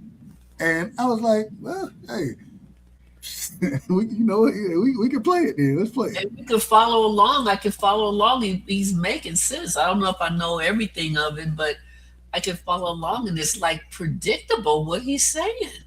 But the thing is, and like I said, my thing is, I don't know if everything is right. That's why. But because he's like, okay, well, look here, look. All right, hey, I'm finna fact check you on a lot of this stuff. Yeah. I gotta go, and tomorrow I'm gonna spend half my day tomorrow looking through what he said. You know what I'm saying? Trying to figure out if everything is true, if some of it's true. What do these words mean? Like, hey, I'm gonna have my hands full, but it is what it is. Oh wow. We only have 6 minutes left. 6 minutes left. Okay. Just like JFK. In the JFK shooting, and this is what's even crazier. Real quick, Auntie. I don't know if you ever had, well, I know you've seen Cat Williams before, but in one of his latest stand-ups, hold on, I'm gonna pull it up before this is said, right? Okay. And on this one, I hope this don't get me in trouble. I don't even care. Who cares? Let me see, real quick. Cat Williams said something so fun. He said, man, and this is way before I ever seen this interview, right? Cat Williams.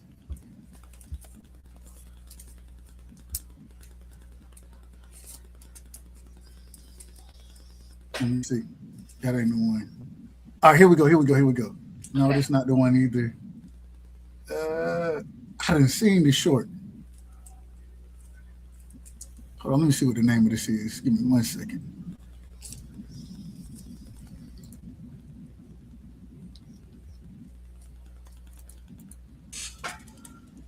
Cat Williams says something to the effect of, and I'm gonna find it. But he says something to the effect of, man, y'all get mad. I done infiltrated the Illuminati, and I go in there and I bring it back to y'all and I tell y'all everything I know. He says something to that effect. Hold on. And it was interesting because I seen him say it, but I was like, man, he probably, he exaggerating a little bit, whatever. JFK assassination.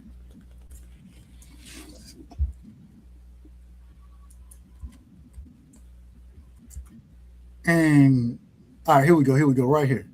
So let me pause it. Yeah, I'm gonna show this one. It's a quick one.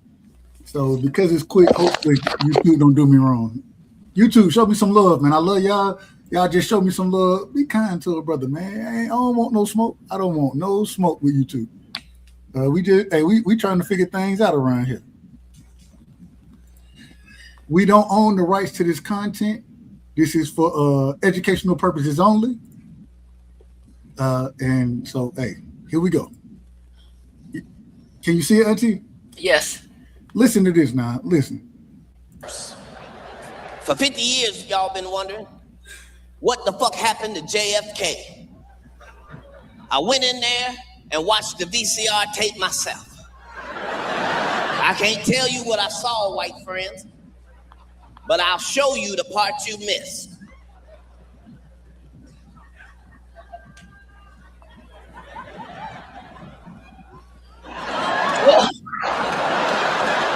Okay, so you see that, right? Yes. You see what he said there? And you thinking, hey, he a comedian. It's a joke anyway. Right. All right, here we go. Listen to what and hold on. Let me pull that back up. Let me do this. Nope, wrong one. There we go. Right, there we go. And let me do this. All right, listen to this. A CIA agent posing as daylight, just like JFK. In the JFK shooting, a CIA agent posing as Secret Service was on the passenger side, sitting in front of JFK, turns around. And hold on. And I want to show you what he said. Passengers. Real quick. I think a few seconds shouldn't hurt me. do this again so you can see. I want you to see exactly what he does.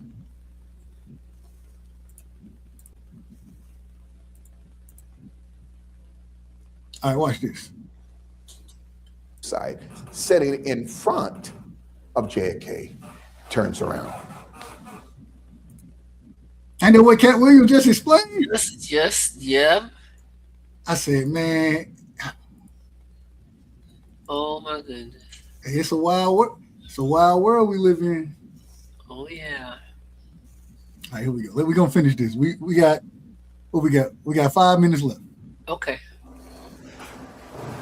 And what the government did, they doctored that film to make it look like that the assassin sitting in front of Kennedy did not turn around. They made it look like it was Oswald, okay, from the book depository building. And what the government did, okay, let's put a tree in front of the corner of Houston and Elm. There was no tree there. A tree doesn't grow out of midair. So the government was exposed. Let's put a tree there because we don't want anyone to know that there was shoot. You see, we've been lied to. Now, Charlie Kirk, the Mossad, MI6. This was a military operation, okay? They put up a young man's picture. BBC, London did, okay. They put a picture up because if you go back to July of this year, Tyler Robinson was arrested, okay, for drunk driving. So BBC out of London, some way, somehow, got his mugshot from the Salt Lake City, Utah Police Department, going back to July of this year, and put through AI technology, put a bulletproof vest on him to make it look like that the FBI caught him just recently. So the BBC in London put up this boy's face, biographical picture, his bio, 4.5 hours just after Charlie Kirk's assassination. But the FBI said they didn't catch him to another 29.5 hours, 33 hours. We're being lied to. And there go that number 33 again. Yeah. And that is it. Oh, the immaculate deception of history. And I thank you, brother. Wow. Hey, like I said, I don't know if it's all true. I have no clue, but I just thought it was so incredible to, just look at, and when I was looking to poke holes and things, I'm like, okay, all right, okay, all right, and you know what I mean. So, like I said, tomorrow I'm gonna go through and I'm trying to break all of this down. You know what I'm saying? Just to see how credible it is. Wow. Yes. Hey, we didn't have Bible reading tonight, but I thought this was a good alternate since everybody didn't pull up. Right. I agree. But Auntie, give me your last words. We're getting ready to shut this thing down. I appreciate you, man. You stick in there with me every time. You know I love it. Oh, thank you so much. I had a nice time, and it's it's good to learn things and to listen to new things, and it gives us a chance to research and study, and you exposed us to things that I haven't even heard of before, even thought about. Some of it so familiar, some of it, a lot of it, Malcolm X and Farrakhan and all that. And I was around with Huey P. Newton and the Black Panthers, and I had one of my cousins was a best friend of a Black Panther who used to come to my house when I was a kid. So I know all, and I'll tell you who she is, Angela Davis. Really? Yes, Angela Davis. Yes. Oh, incredible. Yes, Angela Davis. So some of these things, it gives me the chills that, I know historical people, famous people that have done so much, and wow, it is incredible. Man, I know Angela. Now I got to get some story. You got to tell me some stories now. Yeah, it was a good one with Angela, though. That was so funny, though. When I first met her, I know you got to go in this latest 4 o'clock. No, take it. Hey, we going into Saturday. I got a little time. Take your time. Okay, well, I'll give you this one short one. The Black Panthers had a rally because I went to Cal State LA, and they had a Black Panther rally, and she came, and she had this big old giant afro and talking and stuff, and my cousin who happened to be in town, my mom's niece, she was in town. She's a policeman out of Detroit, and she and Angela are friends, and it just so happened that after the rally, she brought Angela over to the house. And Angela, her appearance was so different. She had on this big old long straight wig, and she had changed her clothes. And I said, Angela, what happened? Because Natural was huge down to her shoulders, so big. And what happened? She said, what do you mean? I said, I was at that rally you just came from. She said, you were. So we just sat down and talked, and we laughed about that whole thing. And she pulled that wig off so fast, and that Natural was just flowing all over the place. It was funny. But, that was the days of the 60s. So, that the Black awareness was in its infancy, the way it became, and it was just great. I work with the Panthers all the time, and people say, oh, you just they have the negative connotation, oh, you're just a gangbanger and this and this, but we were really doing good. Preschool, my mom helped start the Head Start program, and they did schooling and daycare and all of that. And people as a whole don't know that. They just think that the Panthers were some militant group. Uh-huh. And that's why I appreciate what he brought up, man, the homeschooling, the lunches, you know what I'm saying? Just the different things that they were doing for the community. Man, we were in it. We was in it. The Black Panthers were really portrayed as a violent, like more or less a violent group, but that's not really what that's not the majority of them. At all. It wasn't the majority of individuals. Nope. Yep. Yeah. So I appreciate this change of pace. This is really cool. Hey, I appreciate it, Auntie. I appreciate it. I'm glad you could share with me. And hey, like I said, I don't know if everything he said is correct, but definitely I got to check it out. So, oh yeah, I'm gonna be looking. I'm definitely gonna be looking for sure. Let me know, hey, if you need the information, anything, or who it was. Well, I think I got the brother name. Is he in the title? I think he is. Yeah. Breakdown of Larry is Bishop Larry. Is that Gaiters? Yeah, Gaither. Larry Gaither. Yeah. So, yeah. But he was on. I don't know what show it is. I'll find out. I'll figure all that out, and then. But if you want, let me know, and I'll send it to you, and you can pick. You can pick and parse through it, like I'm going to pick and parse through it. So. Yes. But man, love you, Auntie. Appreciate you, and I'll see you on Tuesday. Sounds great. Have a good weekend, and happy Easter, Resurrection Day, and all that fun stuff. Absolutely. Same to you. Real quick, Mr. Chapman, are you in the building? I think that boy is asleep. Hey, shout out to Mr. Chapman, man. Hey, the man leg probably hurting, so yeah, it is what it is. Shout out to Mr. Chapman. Shout out to everybody in the chat, and hey, we will. I don't know. We might. We'll, I don't really care about Deontay Wilder and Derek Chisora. Don't care about that fight, so I don't know. I might go live tomorrow. We'll see what happens. Sounds good. Love you, Auntie. Love you too. Thank you so much. Always. I appreciate you. You too. And everybody, man, y'all make sure y'all hit the like button, and always know, man, we all over here. You're rocking on the right side, and we out, man. We out. Peace out. Peace. And so, my fellow Americans, ask not what your country can do for you. Ask what you can do for your country. And we shall overcome. Impromptu celebrations erupted outside the White House. The very word secrecy is repugnant in a free and open society.